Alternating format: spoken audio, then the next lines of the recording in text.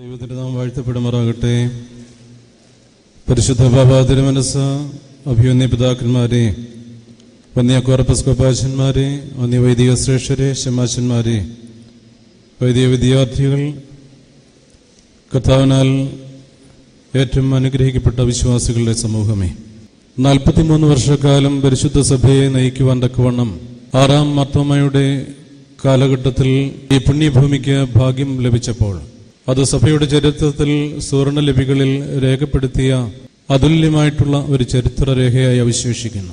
ഇന്ന് 6-ാം മാർത്തോമയുടെയും 8-ാം മാർത്തോമയുടെയും പുത്തൻകാവിൽ കൊച്ചു തിരുമേനിയുടെയും സംയുക്ത പെരുന്നാൾ അനുഗ്രഹീതമായി ഈ പരിശുദ്ധ ദേവാലയത്തിൽ ആചരിക്കുമ്പോൾ സഭ ഔദ്യോഗികമായിട്ട് പരിശുദ്ധനായിട്ട് കാതോലിക രക്തദൈവം പുത്തൻകാവിൽ കൊച്ചു തിരുമേനിയെ ഈ മാർത്തോമാ മെത്രാപ്പൊലീത്തന്മാരെ പ്രഖ്യാപിച്ചിട്ടില്ലെങ്കിലും അനേക ഹൃദയങ്ങളിൽ പരിശുദ്ധിയുടെ പൊൻവെളിച്ചം വിതറിക്കൊണ്ട് ഇന്നും ജീവിക്കുന്ന ആ പരിശുദ്ധ പിതാക്കന്മാരുടെ മധ്യസ്ഥതയും പ്രാർത്ഥനയും അനുഗ്രഹങ്ങളും അനവരതം സ്വീകരിക്കുവാനായിട്ട് നമുക്കെല്ലാവർക്കും ഇടയാകുന്നു എന്നുള്ളതാണ് ഇന്നലെയും ഇന്നും ഈ ശുശ്രൂഷകളിൽ തെളിഞ്ഞു കാണുന്ന വലിയൊരു സത്യം. ഇന്നലെ വൈകിട്ട് 4 മണിക്ക് വിധയിൽ അരമനപ്പള്ളിയിൽ നിന്നും പ്രാസ ആരംഭിക്കുന്ന ആ നിമിഷങ്ങൾ അതിൽ സംബന്ധിച്ച് നമുക്കറിയാം. ഏതാനും നിമിഷങ്ങൾക്കുള്ളിൽ ശക്തമായ മഴ പെയ്യുമെന്നുള്ള പ്രകൃതിയുടെ ഒരു മുന്നറിയിപ്പ് വളരെ ലളിതമായി നമുക്ക് എല്ലാവർക്കും മനസ്സിലാക്കാൻ കഴിഞ്ഞ ഒരു സത്യമാണ്. ഇടവ മെത്രാപ്പൊലീത്ത, മലങ്കര സഭയുടെ സീനിയർ മെത്രാപ്പൊലീത്ത, നമ്മുടെ വലിയ തിരുമേനി അഭിവന്യ തോമസ് മാർ അത്താനസ്യോസ് തിരുമനസ്സുകൊണ്ട് ഞങ്ങളോട് പറഞ്ഞു, മഴ പെയ്യില്ല, വളരെ അനുഗ്രഹകരമായി റാസ ആരംഭിച്ചുകൊള്ളുക. ഇന്നലെ അനേക ദേവാലയങ്ങളിൽ ഇവിടെ തീർത്ഥാടക സമൂഹമായി പദയാത്രികരായി വന്നിരുന്നു. ഈ ശുശ്രൂഷകളെല്ലാം അനുഗ്രഹകരമായിട്ട് പര്യവസാനിക്കുന്നവരെയും വളരെ അനുഗ്രഹകരമായ കാലാവസ്ഥ ദൈവം ചൊരിഞ്ഞു തന്നു. ഈ പരിശുദ്ധ ജീവിതം നയിച്ച പുണ്യപിതാക്കന്മാരുടെ മധ്യസ്ഥത പ്രാർത്ഥന അനുഗ്രഹകരമായി തീരുന്നു എന്നുള്ളതാണ് ഇതിന്റെ എല്ലാം പ്രത്യേകത. ഈ അനുഗ്രഹീതമായിട്ടുള്ള പെരുന്നാളിൽ സംബന്ധിച്ച അനുഗ്രഹം സ്വീകരിക്കുവാനായി നമുക്ക് ലഭിക്കുന്ന അതുല്യ നിമിഷങ്ങളെ ദൈവസന്നിധിയിൽ നന്ദിയോടെ ഓർത്തുകൊണ്ട് ദൈവസന്നിധിയിൽ നിത്യവും തുടർന്നും ഞങ്ങൾക്ക് വേണ്ടി മധ്യസ്ഥത അണയ്ക്കണമേ, പ്രാർത്ഥിക്കണമേ എന്ന് ആ പുണ്യജീവിതം നയിച്ച പരിശുദ്ധ പിതാക്കന്മാരുടെ തിരുമുമ്പിൽ ശിരസ് നമിച്ച് പ്രാർത്ഥിച്ചുകൊണ്ട് എൻ്റെ ദൗത്യത്തിലേക്ക് ഞാൻ പ്രവേശിക്കട്ടെ. ഇന്നിവിടെ നടക്കുന്ന അനുസ്മരണ സമ്മേളനത്തിനും 6-ാം മാർത്തോമാ അവാർഡ് ദാനത്തിനും വളരെ തിരക്കുള്ള സഭയുടെ ശുശ്രൂഷയുടെ ദൗത്യങ്ങൾ ഏർപ്പെട്ടിരിക്കുമ്പോൾ പരിശുദ്ധ ബാബ തിരുമനസ്സുകൊണ്ട് എഴുന്നള്ളിയിരിക്കുന്നു എന്നുള്ളത് ഏറെ സന്തോഷം നൽകുന്നു. പരിശുദ്ധ ബാബ തിരുമനസ്സുകൊണ്ട് യഥാസമയം ഇവിടെ എഴുന്നള്ളി നമ്മെ അനുഗ്രഹിക്കുന്നു. 6-ാം മാർത്തോമാ അവാർഡ് ദാനവും പരിശുദ്ധ ബാബ തിരുമനസ്സുകൊണ്ട് തന്നെ ഇന്ന് നിർവഹിക്കുന്നു. ഈ സമ്മേളനം ഉദ്ഘാടനം ചെയ്യുന്നു. പരിശുദ്ധ ബാബ തിരുമനസ്സും ഇന്ന് 6-ാം മാർത്തോമാ അവാർഡിന് അർഹനായിരിക്കുന്ന സാഹിത്യകാരൻ ബെന്യാമിനും വളരെയധികം ആത്മാവിൽ ബന്ധപ്പെട്ടിരിക്കുന്നു എന്നുള്ളതാണ് ഒരു പ്രത്യേക വസ്തുത. കാരണം എൻ്റെ കയ്യിലിരിക്കുന്ന ജീവിത കാഴ്ചകൾ എന്ന് പറയുന്ന പരിശുദ്ധ ബാബ തിരുമനസ്സിനെ കുറിച്ചുള്ള ഈ മനോഹരമായിട്ടുള്ള പരിശുദ്ധ ബാബ തിരുമനസ്സിന്റെ ജീവിതത്തിലെ ഉൾക്കാഴ്ചകളെ വിവരിക്കുന്ന ഈ പുസ്തകം, അതിൻ്റെ പേജുകൾ മറിക്കുമ്പോൾ, അതിൻ്റെ ഓരോ വരികളും വായിക്കുമ്പോൾ അതിൻ്റെ ആഴം വ്യക്തമാകുന്നുണ്ട്. വളരെ ലളിതമായി, വളരെ മനോഹരമായിട്ട് പ്രശസ്ത സാഹിത്യകാരനായ ബെന്യാമിൻ അദ്ദേഹത്തെ ജീവിത കാഴ്ചകളിലേക്ക് കൂട്ടിക്കൊണ്ടുപോകുന്നതായി നമുക്ക് കാണാം. സ്നേഹത്തിൻ്റെയും നന്മയുടെയും വലിയ ഇടയൻ, പരിശുദ്ധ സഭയ്ക്ക് ലഭിച്ചിരിക്കുന്ന ഏറെ വലിയൊരു അനുഗ്രഹം. ബഥേൽ അരമനപ്പള്ളിയിൽ ഞാൻ ശുശ്രൂഷ ചെയ്യുമ്പോൾ അവിടെയുള്ള ഒരു ഇടവാംഗം അബുദാബിയിൽ അദ്ദേഹം ശുശ്രൂഷ ചെയ്ത കാലയളവിൽ പരിശുദ്ധ ബാബ തിരുമനസ്സുകൊണ്ട് മെലിത്തിയോസ് തിരുമേനിയായിരിക്കുന്ന കാലഘട്ടത്തിലെ 1-2 സംഭവങ്ങൾ വിവരിക്കുകയുണ്ടായി. അതെല്ലാം ഞാനിവിടെ വിശദമായിട്ട് വിവരിക്കുന്നില്ല എങ്കിലും അദ്ദേഹം അന്ന് എന്നോട് പറഞ്ഞ ഒരു അടിവരയിട്ട് സൂചിപ്പിച്ച ഒരു വസ്തുതയുണ്ട്. ഇത് അനുഗ്രഹീതമായിട്ടുള്ള സഭയുടെ ദൈവത്തിൻ്റെ ഇടപെടലാണ്. അതെ, പരിശുദ്ധ ബാബ തിരുമനസ്സുകൊണ്ട് ഇന്ന് പരിശുദ്ധ സഭയ്ക്ക് നേതൃത്വം നൽകുമ്പോൾ, സഭയുടെ സമാധാന ദൗത്യത്തിലേക്ക് നീങ്ങിക്കൊണ്ടിരിക്കുമ്പോൾ കൂടുതൽ കൂടുതൽ ദൈവകൃപ സ്വീകരിച്ചുകൊണ്ട് നമ്മെ നേരായ പാതയിൽ നയിക്കുവാൻ തക്കവണ്ണം പരിശുദ്ധ ബാബ തിരുമനസ്സിന്റെ ആ തൃക്കരങ്ങൾക്ക് കൂടുതൽ ദൈവകൃപ ലഭിക്കുവാൻ നമുക്കെല്ലാവർക്കും ചേർന്ന് പ്രാർത്ഥിക്കാം. ഇനിയും കൂടുതൽ കൂടുതൽ ശോഭിച്ചുകൊണ്ട് നമ്മെ നയിക്കുവാൻ തക്കവണ്ണം പരിശുദ്ധാത്മാവ് പരിശുദ്ധ ബാബ തിരുമനസിനെ നയിക്കട്ടെ എന്ന് പ്രാർത്ഥിച്ചുകൊണ്ട് തിരക്കുള്ള ഈ ദിവസം ഇവിടെ എഴുന്നള്ളി നമ്മെ അനുഗ്രഹിക്കുന്ന പരിശുദ്ധ ബാബ തിരുമനസിനെ പുത്തൻകാവ് സെന്റ് മേരീസ് കത്തീഡ്രൽ ദേവാലയത്തിലേക്ക് നമ്മുടെ എല്ലാവരുടെയും പേരിൽ വളരെ വളരെ സന്തോഷത്തോടെ സ്വാഗതം ചെയ്യുന്നു.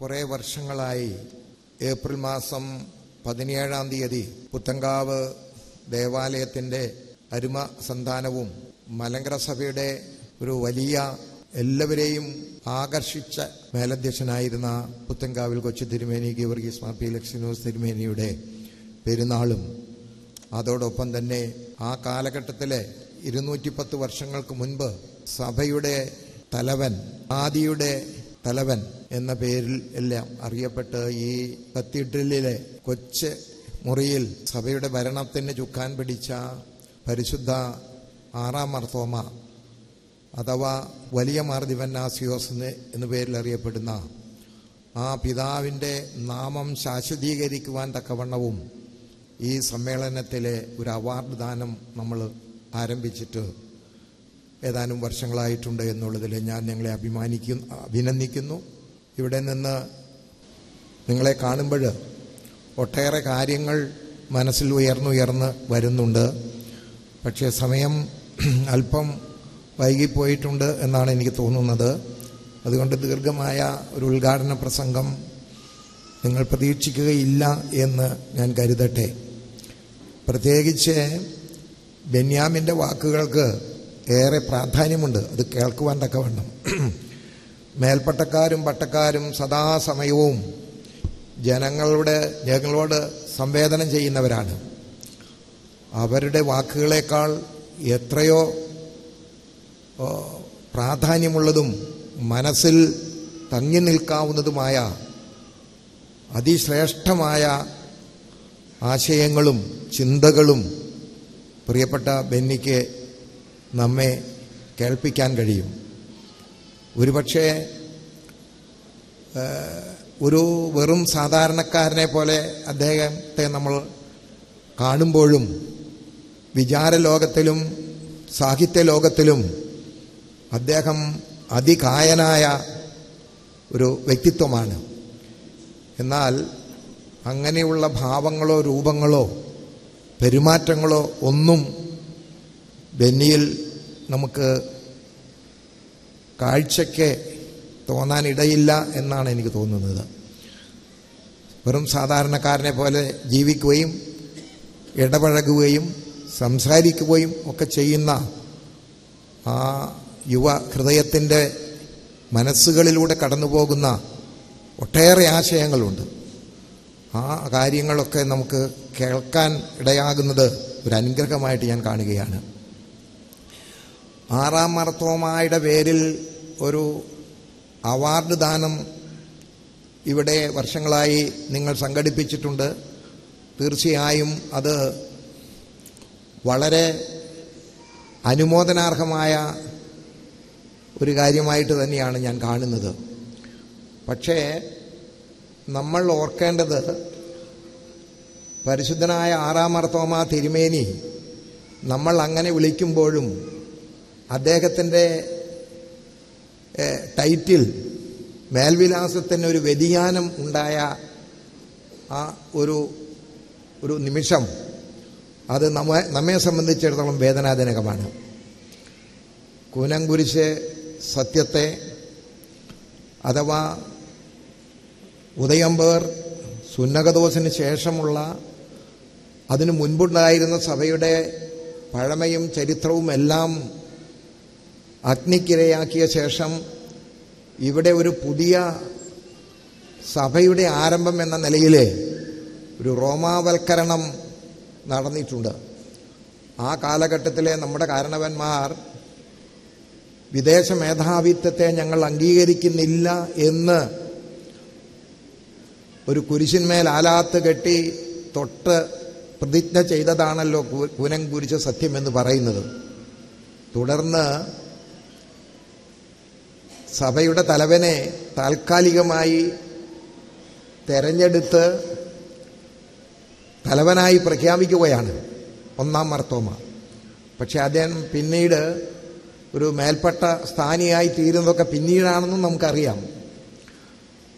അവിടെ മുതൽ ഈ റോമാവൽക്കരണത്തിനെതിരായിട്ടുള്ള ശബ്ദം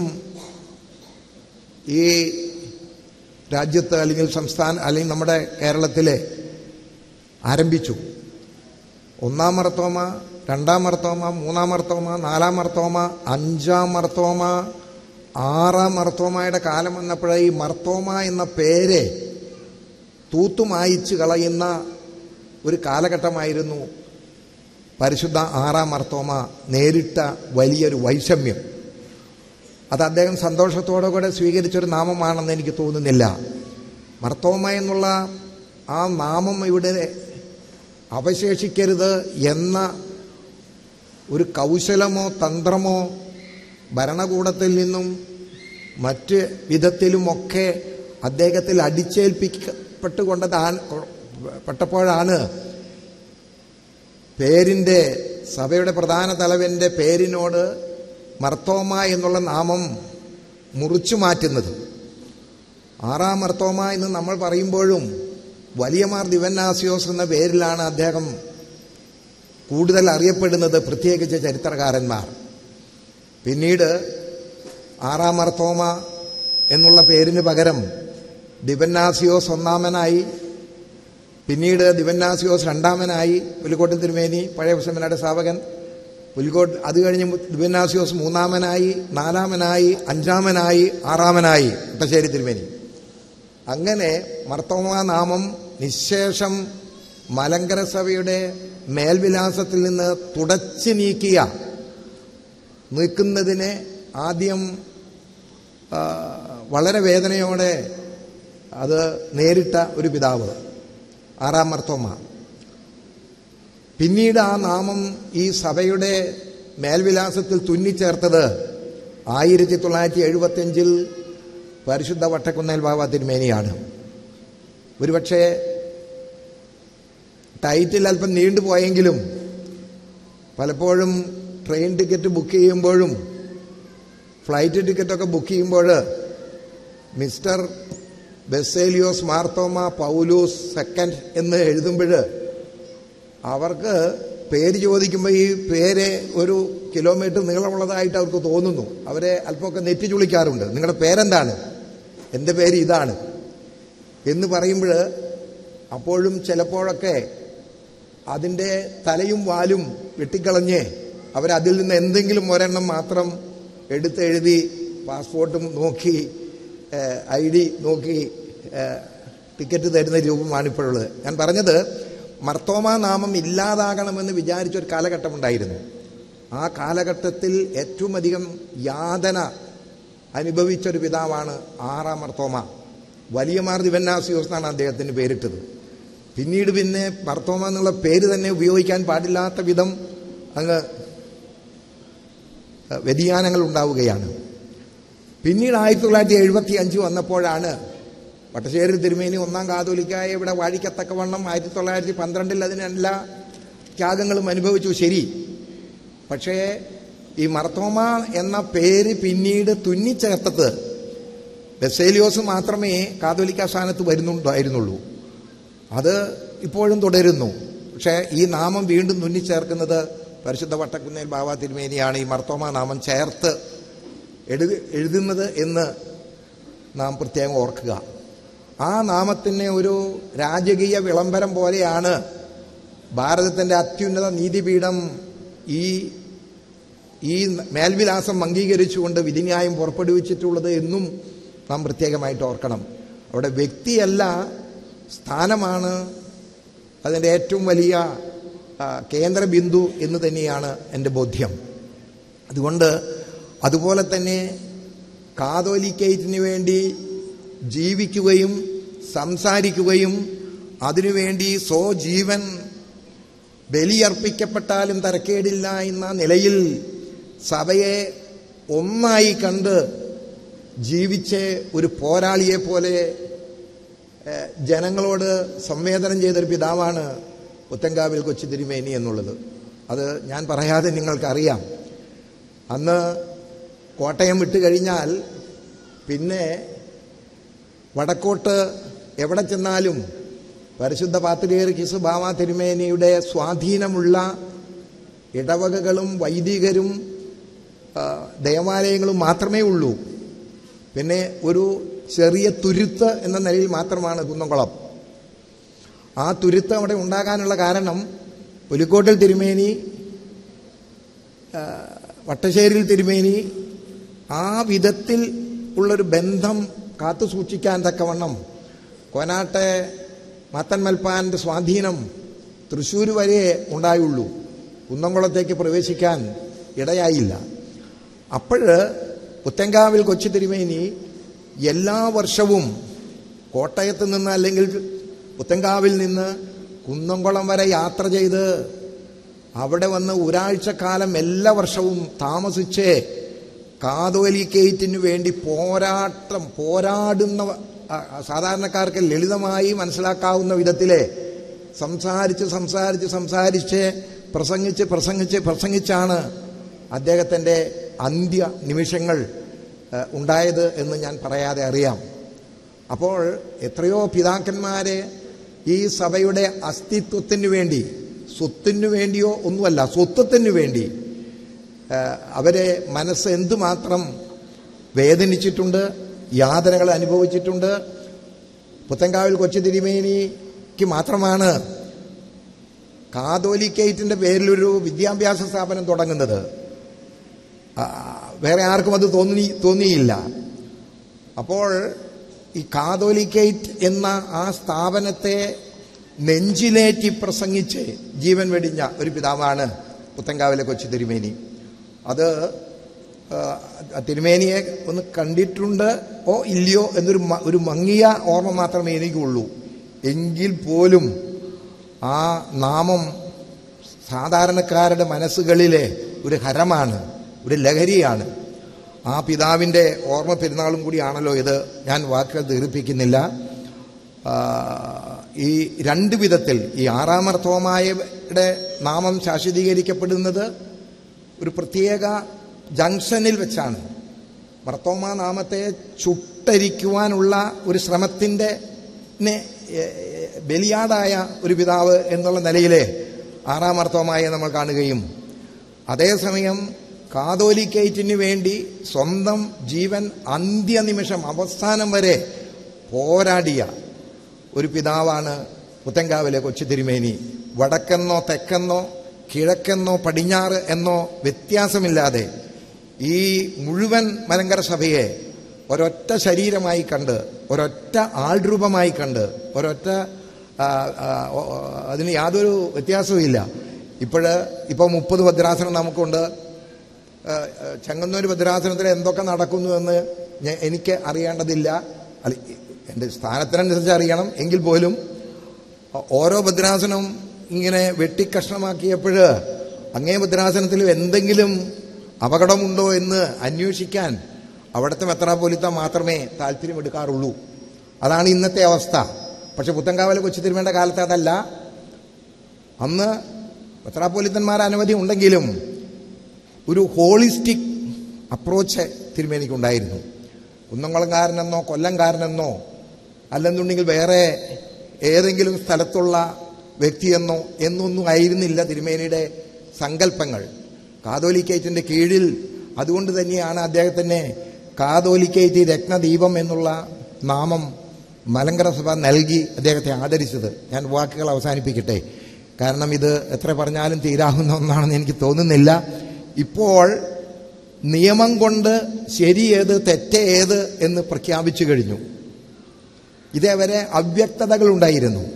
നമ്മൾ വ്യവഹാരം നടത്തുന്നവരാണ്, കലഹക്കാരാണ്, കലഹപ്രിയന്മാരാണ്, കോടതി വരാന്തയിൽ നിരങ്ങുന്നവരാണ്, ജനങ്ങളിൽ നിന്ന് പണം വാങ്ങിച്ച് നിങ്ങൾ ദൂർത്തടിക്കുന്നവരാണ്. എന്തെല്ലാം നിന്നാവാചകങ്ങളും പരിഹാസങ്ങളുമാണ് ഈ കഴിഞ്ഞ 10-40 വർഷമായിട്ട് എൻ്റെ ജ്യേഷ്ഠ സഹോദരൻ അഭിമന്യ അത്താനാസി തിരുമേനി ഞാൻ ഉൾപ്പെടുന്ന മേൽപ്പട്ടക്കാരെ സാധാരണക്കാരിൽ നിന്ന് കേട്ടിട്ടുള്ളത് എന്ന് അറിയാം. ഇപ്പോൾ ശരി ഏതാണ് എന്ന് വന്നു കഴിഞ്ഞു. ഇനി ശരിയുടെ കൂടെ ചേരാൻ എത്ര പേരുണ്ട് എന്ന് മാത്രമേ അന്വേഷിക്കേണ്ടതുള്ളൂ. മറ്റത് അതില്ല. അതാണോ ശരി, ഇതാണോ ശരി? പാത്രിയർക്കീസ് ബാവായുടെ കീഴിൽ നിൽക്കുന്നതാണോ ശരി, കാതോലിക്ക ബാവായുടെ കീഴിൽ നിൽക്കുന്നതാണോ ശരി? മെത്രാൻ കക്ഷിയാണോ ശരി, ബാവ കക്ഷിയാണോ ശരി? അങ്ങനെ ശരിയും ശരിയും തമ്മിലുള്ള ഒരു കൂടിക്കുഴഞ്ഞ ഒരു അവസ്ഥ വിശേഷം ഉണ്ടായിരുന്നു. ആ അവസ്ഥയ്ക്ക് 2017 ജൂലൈ മാസം 3-ാം തീയതി അറുതിയിട്ട് ഇവിടെ ഒരു ശരിയേ ഉള്ളൂ, ആ ശരിയോട് ആർക്കെല്ലാം ചേരാൻ കഴിയുമെന്ന് മാത്രമേ ഇനി ചിന്താവിഷയമുള്ളൂ. അത് നമ്മൾ പ്രത്യേകം ഓർക്കണം. ഞാൻ എവിടെയോ ഒരിടത്ത് പ്രസംഗിച്ചു കഴിഞ്ഞ ദിവസം. ശരിയും തെറ്റും ഒന്നുമില്ല. ഇപ്പോൾ നിയമ ദൃഷ്ട്യ മലങ്കര ഓർത്തഡോക്സ് സിറിയൻ സഭ ഒന്നേ ഉള്ളൂ. അതിന് വേറെ ഒരു വാലും മറ്റോ ഒന്നുമില്ല. ആ ശരിയെ ഇനി സ്വാഗതം ചെയ്യുക എന്നുള്ളത് നമ്മുടെ എല്ലാവരുടെയും, നമ്മുടെ എന്ന് പറഞ്ഞാൽ എല്ലാവരുടെയും ഉത്തരവാദിത്വമാണെന്നാണ് എൻ്റെ ബോധ്യം. കാലങ്ങളുടെ ചുവരെഴുത്ത് കാണുമ്പോൾ നമ്മുടെ മനസ്സ് ഉണരേണ്ട കാലം കഴിഞ്ഞു. ബെന്യാമിനുമായി ഞങ്ങളത് സംസാരിക്കുകയായിരുന്നു ഏതാനും വാചകങ്ങളിലൂടെ. നമ്മൾ വിചാരിക്കുന്നത് പോലെ ഒരു സുരക്ഷിതത്വമുള്ള കോട്ടയിൽ ജീവിക്കുന്ന ക്രൈസ്തവ സമൂഹം എന്നുള്ള സങ്കല്പത്തിന് ചിലപ്പോൾ വളരെയധികം കോട്ടം തട്ടുന്നുണ്ടോ എന്ന് മനസ്സ് മന്ത്രിക്കാൻ തുടങ്ങിയിട്ടുണ്ട്. നമ്മുടെ വിചാരം ലോകത്ത്, ഭാരതത്തിൽ മുഴുവനും ക്രൈസ്തവ ജനങ്ങൾ മാത്രമേ ഉള്ളൂ എന്ന് ആരെങ്കിലും തെറ്റിദ്ധരിക്കുന്നുണ്ടെങ്കിൽ അത് അങ്ങനെയല്ല എന്ന് ചിന്തിക്കാൻ തുടങ്ങേണ്ട സമയമായി. ഏതായിരുന്നാലും ബെന്യാമിനെ നമുക്ക് ആദരിക്കാനൊരു അവസരം കിട്ടിയതും അദ്ദേഹം അതിന് സമ്മതിച്ചതുമൊക്കെ ഏറ്റവും വിലപ്പെട്ട ഒരു മുഹൂർത്തവും വിലപ്പെട്ട ഒരു സന്ദർഭവുമായിട്ട് ഞാൻ കാണുകയാണ്. ഞാൻ മേൽപ്പെട്ട ഈ കാത്തോലിക്ക സ്ഥാനത്ത് വന്നപ്പോൾ ഒരു ദിവസം എന്നെ മുഴുവൻ ഇൻ്റർവ്യൂ ചെയ്തു. അദ്ദേഹം എന്തൊക്കെയോ ചോദിച്ചു, എന്തൊക്കെയോ ഞാനും പറഞ്ഞു. അവസാനം ചോദ്യം ചോദിച്ച് അദ്ദേഹത്തിൻ്റെ നാവ് വരണ്ടു, ഉത്തരം പറഞ്ഞ് എനിക്കും വരൾച്ച തോന്നി. ഞാൻ പറഞ്ഞത്, അങ്ങനെയുള്ള ഒരു പ്രതിഭാശാലിയായ അഭിമാന ഈ സഭയുടെ അക്ഷരസ്നേഹിയും അതുപോലെ തന്നെ ആശയങ്ങളുടെ അടരുകൾ വിതറുവാൻ തക്കവണ്ണം കരുത്തും കഴിവുമുള്ള നമ്മുടെ പ്രിയപ്പെട്ട സ്നേഹിതനെ ലഭിച്ചതിലുള്ള എൻ്റെ സന്തോഷം പ്രത്യേകിച്ച് രേഖപ്പെടുത്തിക്കൊണ്ടും ഈ സമ്മേളനം ഉദ്ഘാടനം ചെയ്തതായിട്ട് പ്രഖ്യാപിക്കുന്നു. ദൈവം നമ്മെ വാഴ്ത്തി അനുഗ്രഹിക്കട്ടെ. മലങ്കര ഓർത്തഡോക്സ് സഭയുടെ സീനിയർ മെത്രാപ്പോലിത്തയും ഇടവകയുടെ അഭിമാനഭാജനവുമായ അഭിവന്യ തോമസ് മാർ അത്താനാസ്യൂസ് മെത്രാപ്പോലിത്തയെ പുണ്യപിതാക്കന്മാരുടെ അനുസ്മരണ സമ്മേളനവും 6-ാം മാർത്തോമ അവാർഡ് ദാനത്തിന്റെയും അധ്യക്ഷ പ്രസംഗത്തിനായി ആദരപൂർവ്വം ക്ഷണിച്ചുകൊള്ളുന്നു. പരിശുദ്ധ കാതോലിക്ക ബാവ തിരുമേനി, വേദിയിൽ ഉപേക്ഷിതരായിരിക്കുന്ന സഹോദര മെത്രാപ്പോലിത്തന്മാരെ, വിശിഷ്ട അതിഥികളെ, വൈദിക ശ്രേഷ്ഠരെ, വാത്സല്യമുള്ള ഇടവജനങ്ങളെ, മറ്റ് സുഹൃത്തുക്കളെ, 43 വർഷക്കാലം പുത്തങ്കാവിൽ താമസിച്ച് മലങ്കര സഭയെ നയിച്ച 6-ാം മാർത്തോമായുടെ പേരിൽ ഈ ഇടവക ഒരു അവാർഡ് ക്രമീകരിച്ചു എന്നുള്ളതിൽ ഞാൻ വളരെയധികം സന്തോഷിക്കുന്നുണ്ട്. പുത്തങ്കാവ് നിവാസികൾ ഹൃദയത്തിൽ കരുതേണ്ടതായ ഒരു കാര്യമാണ്, സഭയുടെ ആസ്ഥാനം ഇന്ന് കോട്ടയത്താണെന്നുണ്ടെങ്കിൽ അതിന് തൊട്ട് മുമ്പ് പുത്തങ്കാവായിരുന്നു. ഇവിടെ നിന്നാണ് കോട്ടയത്തേക്ക് ഈ സഭയുടെ ആസ്ഥാനം മാറിയെന്നുള്ളത് ചരിത്രം പഠിക്കുന്നവർക്ക് മനസ്സിലാക്കാൻ സാധിക്കും. 1818 തിരുവിതാംകൂർ രാജകുടുംബം നമുക്ക് 12 ഏക്കർ സ്ഥലം പഴയ സമേന നിൽക്കുന്ന സ്ഥലത്ത് കരുവഴിവായിട്ട് തന്നത്. ഇദ്ദേഹം 1765 മുതൽ 1808 വരെ 43 വർഷക്കാലം ഈ മണ്ണിൽ താമസിച്ച് മലങ്കര സഭയ്ക്ക് നേതൃത്വം നൽകിയ ഒരു ശ്രേഷ്ഠ പിതാവാണ് എന്നുള്ള കാര്യം പുത്തങ്കാവുകാരുടെയൊക്കെ മനസ്സിൽ എന്നും ഉണ്ടായിരിക്കണം എന്ന് ഞാൻ ആഗ്രഹിക്കുന്നുണ്ട്. അദ്ദേഹത്തിൻ്റെ സ്മരണയെ നിലനിർത്തുന്നതിനായിട്ട് ഇടവക ഇതുപോലുള്ള ഒരു അവാർഡ് ക്രമീകരിച്ചതിൽ ഇടവക ജനങ്ങളെ മുഴുവനായിട്ട് ഞാൻ ഈ അവസരത്തിൽ അഭിനന്ദിക്കുകയാണ് ചെയ്യുന്നത്. ഈ അവാർഡ് ഏറ്റുവാങ്ങുന്നത്, ഈ വർഷത്തെ അവാർഡ് ഏറ്റുവാങ്ങുന്നത് നമ്മുടെ ഭദ്രാസന അംഗവും ഭദ്രാസനത്തിൻ്റെ അതിർത്തിയിൽ തന്നെ താമസിക്കുന്ന ആളുമായ പ്രശസ്തനായ സാഹിത്യകാരൻ ബെന്യാമിൻ അവർക്കാണ് എന്നുള്ളതിൽ ഞാൻ വളരെയധികം സന്തോഷിക്കുന്നുണ്ട്. അദ്ദേഹം ഈ ഭദ്രാസനത്തിലെ ഒരംഗമാണ് എന്നുള്ളതുകൊണ്ട് തന്നെ അദ്ദേഹത്തിൻ്റെ സാഹിത്യകൃതികളെ സംബന്ധിച്ച് നിരൂപണം ചെയ്യുന്നതിനോ വിശദീകരിക്കുന്നതിനോ ഞാൻ ഈ അവസരത്തിൽ ഒരുമ്പെടുന്നില്ല. ധാരാളം പുസ്തകങ്ങൾ എഴുതി സമൂഹത്തെ ധന്യമാക്കിയിട്ടുള്ള ഒരു ദേഹമാണ് ബെന്യാമിൻ എന്നുള്ളത് എന്നെപ്പോലെ നിങ്ങൾക്കും അറിവുള്ള ഒരു വസ്തുതയാണല്ലോ. അദ്ദേഹത്തിന് ഈ അവാർഡ് നൽകുന്നു എന്നുള്ളതിൽ ഞാൻ പ്രത്യേകം സന്തോഷിക്കുന്നു. ഇനിയും ശ്രേഷ്ഠമായ ഗ്രന്ഥങ്ങൾ പുറത്തു കൊണ്ടുവരുന്നതിന് അദ്ദേഹത്തെ ദൈവം ഇടയാക്കട്ടെ, ഉപയോഗിക്കട്ടെ എന്ന് ആശംസിച്ച് പ്രാർത്ഥിക്കുകയും ചെയ്യുന്നു. അദ്ദേഹത്തിൻ്റെ സ്വന്തം കഴിവുകൊണ്ട് ഒരു സാഹിത്യകാരനായി വളർന്ന ഒരാളാണ് ബെന്യാമിൻ.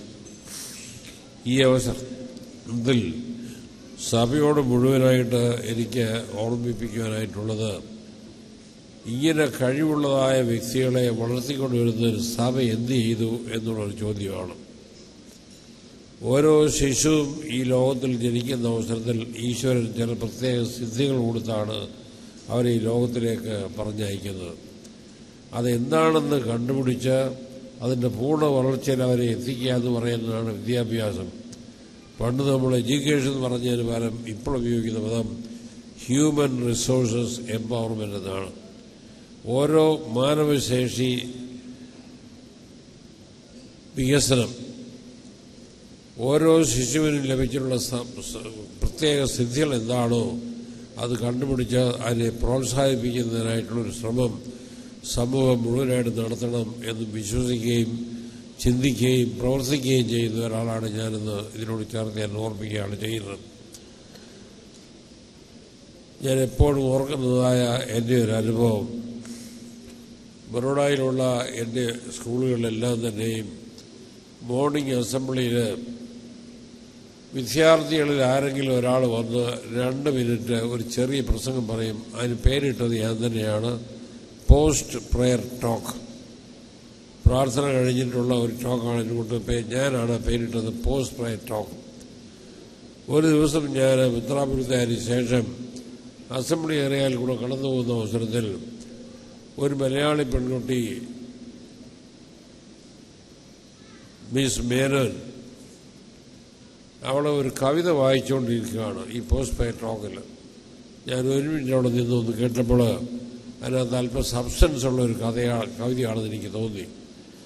ഞാൻ ഉടനെ തന്നെ പിയോട് പറഞ്ഞു, അസംബ്ലി കഴിഞ്ഞ് മീര എന്നെ ഒന്ന് കാണാൻ പറഞ്ഞു. മീര മേനോൻ അവളുടെ പേര്.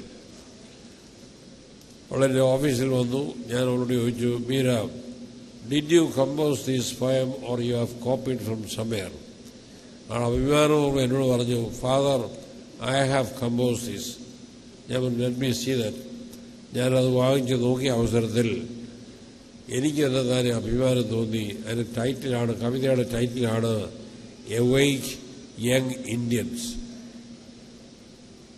അതിന് തലയാഴ്ചയാണ് നാഷണൽ ഇൻ്റഗ്രേഷൻ വീക്ക് റിഫൈനറി ടൗൺഷിപ്പിൽ ആഘോഷിക്കുന്നത്. ആഘോഷ പരിപാടിയിൽ പങ്കെടുത്ത അവസരത്തിൽ അവരുടെ മനസ്സിലുണ്ടായ ഒരു ചിന്തയാണിത്, എവൈക്ക് യങ് ഇന്ത്യൻസ് എന്നുള്ള ഒന്ന്. അതൊരു കവിതയാക്കി അവർ എഴുതി. ഒരു സയൻസായിൽ അവൾ പറയുകയാണ്, കഴിഞ്ഞ വർഷം ഹോളി ആഘോഷിച്ച അവസരത്തിൽ നമ്മൾ കളർ വാരി എതിരെയാണ് ആഘോഷിച്ചെങ്കിൽ ഈ വർഷം രക്തം ചിന്തിയല്ലേ നമുക്ക് ഹോളി ആഘോഷിക്കാൻ സാധിക്കുള്ളൂ എന്ന് അവൾ വിലപിക്കുന്നുണ്ട്. ഞാൻ ഉടനെ തന്നെ അത് വാങ്ങിച്ചിട്ട് ഞാൻ പറഞ്ഞു, നീ ക്ലാസ്സിൽ പോകുമെന്ന് പറഞ്ഞു വിട്ടു. എന്നെ ടൈപ്പിസ്റ്റെ വിളിച്ച് കഴിഞ്ഞിട്ട് കോപ്പി എടുക്കാൻ പറഞ്ഞു. അതിനുശേഷം അവൾ അറിയാതെ ഇതിൻ്റെ ഒരു കോപ്പി അന്നത്തെ ഇന്ത്യയുടെ പ്രധാനമന്ത്രിയായ രാജീവ് ഗാന്ധിക്ക് എൻ്റെ ഒരു കവറിംഗ് ലെറ്ററോടുകൂടി ഞാൻ അയച്ചു കൊടുത്തു. ഞാൻ പറഞ്ഞു, നിങ്ങൾ എപ്പോഴും ഇന്ത്യയിൽ അവിടെ ഇവിടെയും പ്രശ്നങ്ങളൊക്കെ ഉണ്ടാകുന്നതിൽ ദുഃഖിക്കുന്ന വേദനിക്കുന്ന ഒരു വ്യക്തിയാണെന്ന് എനിക്കറിയാം. പക്ഷേ ഇതുപോലുള്ള യുവജനങ്ങളും ഇന്ത്യയിലുണ്ടെന്ന് നിങ്ങൾ അറിയുന്നത് സന്തോഷമായിരിക്കും എന്ന് പറഞ്ഞ് ഒരു കവറിംഗ് ലെറ്ററോടുകൂടി ഞാൻ രാജീവ് ഗാന്ധിക്ക് അത് അയച്ചു കൊടുത്തു. അദ്ദേഹം പ്രോംപ്റ്റായിട്ട് എനിക്കൊരു മറുപടി അയച്ചു, എന്നെ അഭിനന്ദിച്ചുകൊണ്ട്, മീരാമേനെ അഭിനന്ദിച്ചുകൊണ്ട് വേറൊരു കത്ത് എൻ്റെ കവറിനകത്ത് തന്നെ ഉള്ളടക്കം ചെയ്ത് അയച്ചു. ഞാനിവിടെ ആയിരുന്ന സമയത്ത് ഉച്ച കഴിഞ്ഞപ്പോൾ തപാൽ വന്നപ്പോൾ എനിക്ക് പ്രൈം മിനിസ്റ്ററുടെ ഓഫീസിൽ നിന്ന് ഒരു ലെറ്റർ. അത് പൊട്ടിച്ചപ്പോൾ രാജീവ് ഗാന്ധി എന്നെ അഭിനന്ദിച്ചുകൊണ്ടുള്ള എഴുത്താണ്. അതിനകത്ത് മീരാമേന് വേറൊരെഴുത്താണ്. ഞാൻ ഉടനെ ഫോൺ ചെയ്ത് മീരയെ ഉള്ള റിഫൈനറി ടൗൺഷിപ്പിൽ തന്നെ താമസിക്കുന്നത്. Meera, you see me immediately. അവൾ സൈക്കിൾ എടുത്തുകൊണ്ട് ഓടി എൻ്റെ അടുത്ത് വന്നു. ഞാൻ പറഞ്ഞു, there is a letter for you from the prime minister of India. എൻ്റെ മുമ്പിൽ വെച്ചാണ് ആ കവർ അവൾ പൊട്ടിച്ച് വായിക്കാൻ തുടങ്ങിയത്. അവളുടെ മുഖത്തെ ഭാവവേദന ഞാൻ മനസ്സിലാക്കുന്നുണ്ടായിരുന്നു. പിറ്റേ ദിവസം ഞങ്ങളുടെ അസംബ്ലിയിൽ അത് വായിച്ച് കുഞ്ഞുങ്ങളെ കേൾപ്പിച്ചു. റിഫൈനറുടെ മാഗസിനകത്ത് പബ്ലിഷ് ചെയ്തു. ഭയങ്കര പബ്ലിസിറ്റി. ഏതാനും മാസങ്ങൾക്ക് ശേഷം ഞാൻ ഷാർജയിലായിരിക്കുന്ന അവസരത്തിൽ മലയാള മനോരമയുടെ സൺഡേ സപ്ലിമെന്റിൽ ഉണരൂ യുവത എന്നുള്ള ടൈറ്റിൽ ഈ കവിത തർജ്ജമ ചെയ്ത് വന്നത് ഞാൻ ഓർക്കുന്നുണ്ട്. ആ സംഭവത്തിന് ശേഷം എൻ്റെ സ്കൂളിലെ പിള്ളേരെല്ലാം കവിത എഴുതാൻ തുടങ്ങി. ഒരാളെ ഞാൻ പ്രോത്സാഹിപ്പിച്ച കാരണം എൻ്റെ സ്കൂളിലെ കുഞ്ഞുങ്ങളെല്ലാം കവിത എഴുതാൻ തുടങ്ങി. വേറെ ഒരു മലയാളി പെട്ടി സ്മിത ഉണ്ണി എന്ന് പറയുന്ന ഒരാളൊരു കവിത എഴുതി. അവൾ അപ്പനോടൊരു ചോദ്യം ചോദിച്ചു, why do the nails grow? എന്തുകൊണ്ടാണ് നഖം വളരുന്നത്? അപ്പൻ കൊടുക്കുന്ന മറുപടിയാണ് ഈ കവിതയിലെ രക്തചുരുക്കം. അപ്പം അതിനകത്ത് പറയുകയാണ്, മനുഷ്യർക്ക് പരസ്പരം തിന്നണം, കൊല്ലണം, ഇല്ലായ്മ ചെയ്യണമെന്നുള്ള ചിന്തയുള്ളതുകൊണ്ടാണ് നമുക്ക് ഈ നഖം വളരുന്നതെന്നാണ് അവളുടെ ഫിലോസഫി. വേറെ ഒരു പെൺകുട്ടി നമ്മുടെ സഭാംഗമാണ്, ഇന്നിപ്പോൾ അവൾ അമേരിക്കയിലാണ്, സൂസൻ ജോർജ്. അവളൊരു കവിത എഴുതി, സ്റ്റോൺ, കല്ല്. കല്ലിനെക്കുറിച്ച് എന്താ കവിത എഴുതാനാണ്? അവൾ പറയുകയാണ്, സമുദ്രത്തിൻ്റെ അടുത്തിടൽ കിടന്ന ഒരു കല്ല് എനിക്ക് കിട്ടി. ഞാനത് എടുത്ത് പൊട്ടിച്ചു നോക്കിയ അവസരത്തിൽ അതിനകത്ത് ഒരു തുള്ളി വെള്ളം പോലും ഇല്ലായിരുന്നു. ഇതുപോലെ സന്മനസ്സുള്ള ആളുകളാൽ ചുറ്റപ്പെട്ട് ജീവിക്കുന്ന ചില കഠിനഹൃദയരായ മനുഷ്യർ ഈ സമൂഹത്തിലുണ്ട് എന്ന് പറഞ്ഞുകൊണ്ട് അവളൊരു കവിത എഴുതിയുണ്ടായി. ഇതിൻ്റെയൊക്കെ കാരണം എന്താ? എൻ്റെ ജീവിതത്തിലെ 10 മിനിറ്റ് എടുത്ത് ഞാൻ ഒരു വിദ്യാർത്ഥിയെ പ്രോത്സാഹിപ്പിച്ചപ്പോൾ എൻ്റെ സ്കൂളിലുണ്ടായിട്ടുള്ള വലിയൊരു വ്യതിയാനമാണ് ഞാൻ ഓർപ്പിക്കട്ടെ. ബെന്യാമീൻ സ്വന്തം കഴിവുകൊണ്ട് വളർന്നു വന്ന ഒരാളാണ്. ഇതുപോലെ കഴിവുകളുള്ള അനേകം ആളുകൾ നമ്മുടെ സമൂഹത്തിലുണ്ട്. അവരെ കണ്ടുപിടിച്ച് പ്രോത്സാഹിപ്പിക്കുന്നതിന് സമൂഹം മുഴുവനായിട്ട് ശ്രദ്ധിക്കണമെന്നാണ് ഇതിനോട് ചേർത്ത് എനിക്ക് ഓർപ്പിക്കുവാനായിട്ടുള്ളത്. 6-ാം മാർത്തോമയുടെ പേരിൽ ഇതുപോലൊരു അവാർഡ് ക്രമീകരിച്ച ഇടവകയെയും അതുപോലെ അതിനുവേണ്ടി ഈ പ്രോഗ്രാം ക്രമീകരിക്കുന്നതിന് ഓടി നടന്ന എൻ്റെ പ്രവർത്തകരെയൊക്കെയും പ്രത്യേകമായിട്ട് അഭിനന്ദിച്ചുകൊണ്ട് പുത്തങ്കാവ് ഇടവക ഈ അടുത്ത കാലത്തായിട്ട് നൂതനങ്ങളായിട്ടുള്ള പല പദ്ധതികളും ആവിഷ്കരിച്ച് നടപ്പാക്കിക്കൊണ്ടിരിക്കുന്നുള്ളതിൽ ഏറ്റവും കൂടുതൽ സന്തോഷിക്കുന്ന ഒരു വ്യക്തിയാണ് ഞാൻ. ഈ മാതൃക ഇനിയും വരുന്ന വർഷങ്ങളിലും പിന്തുടർന്ന് കാണാൻ ആഗ്രഹിക്കുന്നു എന്ന് ഓർപ്പിച്ചുകൊണ്ട് ഞാൻ എൻ്റെ അധ്യക്ഷ പ്രസംഗം നിർവഹിക്കുന്നു. ദൈവം നിങ്ങളെ എല്ലാവരെയും അനുഗ്രഹിക്കും. പുത്തൻകാവ് സെന്റ് മേരീസ് ഓർത്തഡോക്സ് കത്തീഡ്രലിന്റെ സ്ഥാപകനും പുത്തൻകാവ് കേന്ദ്രമാക്കി 43 വർഷക്കാലം സഭയെ ധീരമായി ധനിച്ച 6-ാം മർത്തോമ എന്ന അഭിധാനത്തിൽ അറിയപ്പെടുന്ന വലിയമാർ ദിവനസേവസത്തിന്റെ പാവന സ്മരണയെ ശാശ്വതവൽക്കരിക്കുന്നതിന് ഇടവക ഏർപ്പെടുത്തിയ 6-ാം മർത്തോമ അവാർഡിന് ഈ വർഷം അർഹനായിരിക്കുന്നത് മലയാളത്തിന്റെ പ്രിയപ്പെട്ട കഥാകാരൻ ശ്രീ ബെന്യാമിനാണ്. അദ്ദേഹത്തിന്റെ ആടുജീവിതം 150 പതിപ്പുകൾ പിന്നിട്ട് പുസ്തക പ്രസാധക രംഗത്തെ ഒരത്ഭുതമായി മാറിയിരിക്കുകയാണ്. മലങ്കര സഭയുടെ ഒരു അരുമ സന്താനമാണ് അദ്ദേഹം എന്നുള്ളത് അഭിമാനകരമാണ്. മുല്ലപ്പൂ നിറമുള്ള പകലുകൾ, മഞ്ഞവെയിലിൽ മരണങ്ങൾ, പ്രവാചകന്മാരുടെ 2-ാം പുസ്തകം, അൽ അറേബ്യൻ നോവൽ ഫാക്ടറി, ഒറ്റമരണത്തണൽ, EMS-ഉം പെൺകുട്ടിയും, അക്കപ്പൂരിന്റെ 20 നസ്രാണി വർഷങ്ങൾ, മാന്തളിരിലെ 20 കമ്മ്യൂണിസ്റ്റ് വർഷങ്ങൾ തുടങ്ങിയവയാണ് മറ്റ് പ്രധാന കൃതികൾ. കേരള സാഹിത്യ അക്കാദമി അവാർഡ്, പത്മപ്രഭ പുരസ്കാരം, കേന്ദ്ര പ്രവാസകാര്യ വകുപ്പിന്റെ പ്രത്യേക പുരസ്കാരം, നോർക്ക റൂട്ട്സ് പ്രവാസ സാഹിത്യ പുരസ്കാരം, Abu Dhabi Shakti award, Kuwait youth India award, Oman Kerala സാഹിത്യ പുരസ്കാരം, long listed for Man Asian literary prize 2012, short listed for DSC prize 2014 എന്നിങ്ങനെ നിരവധി പുരസ്കാരങ്ങൾ ലഭിച്ചിട്ടുണ്ട്. ഓസ്കാർ അവാർഡ് ജേതാക്കളായ AR റഹ്മാനും റസൂൽ പൂക്കുട്ടിയും പ്രശസ്ത സംവിധായകൻ ബ്ലസിയും ഒന്നിച്ചുകൊണ്ട് ആടുജീവിതം പൃഥ്വിരാജ് നായകനായി സിനിമയായിക്കൊണ്ടിരുന്നു. തന്റെ സൃഷ്ടികൾ കൊണ്ട് മലയാളികളുടെ വായനയെ തിരിച്ചുപിടിക്കുന്നതിൽ ഗണ്യമായ സ്വാധീനം ചെലുത്തിയ മലയാള സാഹിത്യ ചരിത്രത്തിലെ അക്ഷരക്കൂട്ടുകൾ കൊണ്ട് തന്റേതായ സ്ഥാനം എഴുതി ചേർത്ത കഥാകാരനാണ് ശ്രീ ബെന്യാമിൻ. പ്രശസ്തി പത്രാവതരണത്തിനായി award committee convener Shri Manoj P ചെറിയാനെ ആദരപൂർവ്വം ക്ഷണിച്ചോളൂ. പൗരസ്ത്യ കാതോലിക്കായും മലങ്കര മെത്രാപ്പൊലീത്തായും ആയിരിക്കുന്ന പരിശുദ്ധ ബസേലിയോസ് മാർത്തോമ പൗലോസ് തിതിയൻ കാതോലിക്ക ബാവ തിരുമേനി, സഭയുടെ സീനിയർ മെത്രാപ്പൊലീത്തായും ഇടവകയുടെ അഭിമാനഭാജനവും ഈ അവാർഡിന്റെ രക്ഷാധികാരിയുമായിരിക്കുന്ന അഭിവന്യ തോമസ് മാർ അത്താനാസ്യൂസ് തിരുമേനി, അഭിവന്യ ക്ലീമിസ് തിരുമേനി, അഭിവന്യ നിക്കോദിമോസ് തിരുമേനി, ഇന്ന് അവാർഡ് സ്വീകരിക്കുന്ന കേരളത്തിന്റെ പ്രിയപ്പെട്ട കഥാകാരൻ ശ്രീ ബെന്യാമിൻ, വൈദിക ശ്രേഷ്ഠരെ, മാതാപിതാക്കളെ, സഹോദരി സഹോദരന്മാരെ, വളരെ അഭിമാനത്തോടു കൂടിയാണ് ഈ വേദിയിൽ നിൽക്കുന്നത്.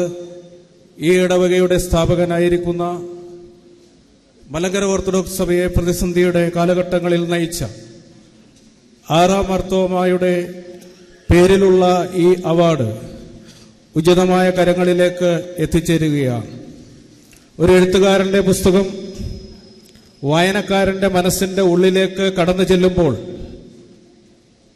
വായനക്കാരൻ പുസ്തകത്തെ തേടിയെത്തുമ്പോൾ പുസ്തകത്തിന്റെ എണ്ണം കൂടുകയും വായനക്കാരുടെ എണ്ണം കൂടുകയും ചെയ്യും. അങ്ങനെ കൂടി ഭാഷയുടെയും പ്രദേശത്തിന്റെയും കാലത്തിന്റെയും അതിരുകൾ ലംഘിച്ചുകൊണ്ട് ആ പുസ്തകം ജൈത്രയാത്ര തുടരും. അങ്ങനെ തുടരുന്ന ഒരു പുസ്തകം ആടുജീവിതത്തിന്റെ കഥാകാരനാണ് ഈ വേദിയിലിരിക്കുന്നത്. അദ്ദേഹം ഇന്ത്യയുടെ ബഹുസ്വരത ഉയർത്തിപ്പിടിക്കേണ്ടത് എഴുത്തുകാരന്റെ കർമ്മമാണെന്ന് വിശ്വസിക്കുന്ന ഒരു എഴുത്തുകാരനാണ്. അതിന് കോട്ടം തട്ടുമ്പോഴെല്ലാം ചോദ്യങ്ങൾ ഉന്നയിക്കണമെന്ന് സമൂഹത്തോട് വിളിച്ചു പറയുന്ന എഴുത്തുകാരനാണ്.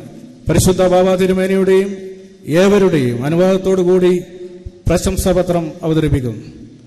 2018 ആറാം മാർത്തോമ അവാർഡ് സമർപ്പണ വേളയിൽ ആദരണീയനായ ശ്രീ ബെന്യാമിന് പുത്തങ്കാവ് ഇടവക മക്കൾ വിനയപുരസ്സരം നൽകുന്ന പ്രശംസാപത്രം മലങ്കര ഓർത്തഡോക്സ് സുറിയാനി സഭയിൽ ചെങ്ങന്നൂർ ഭദ്രാസനത്തിലെ പൗരാണിക ദേവാലയവും തീർത്ഥാടന കേന്ദ്രവുമായ പുത്തങ്കാവ് സെന്റ് മേരീസ് ഓർത്തഡോക്സ് കത്തീഡ്രൽ ഇടവക അംഗങ്ങളായി ജനിക്കുവാനും ജീവിക്കുവാനും കഴിഞ്ഞതിൽ ഞങ്ങൾ അഭിമാനിക്കുന്നു, ദൈവത്തെ മഹത്വപ്പെടുത്തുന്നു.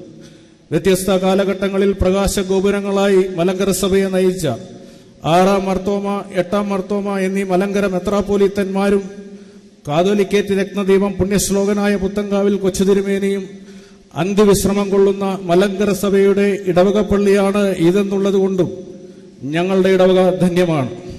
ഇതിനെല്ലാം ഉപരിയായി 43 വർഷക്കാലം പുത്തങ്കാവ് കേന്ദ്രമാക്കി മലങ്കര സഭയെ നയിച്ച ഈ ദേവാലയത്തിന്റെ സ്ഥാപകനും മലങ്കര സഭാ ചരിത്രത്തിൽ മായാത്ത വ്യക്തിമുദ്ര പതിപ്പിച്ച അസാധാരണ കഴിവും ബുദ്ധിസാമർഥ്യവുമുള്ള ഒരു ഭരണതന്ത്രജ്ഞനായിരുന്നു ആറാം മാർത്തോമ എന്ന അഭിധാനത്തിൽ അറിയപ്പെടുന്ന വലിയ മാർദിവൻ നസ്യൂസ് തിരുമേനിയുടെ അദൃശ്യ സാന്നിധ്യത്തിൽ അനുഗ്രഹീതമാണ് ഈ ഇടവക എന്നതിൽ ഞങ്ങൾ അഭിമാനിക്കുന്നു.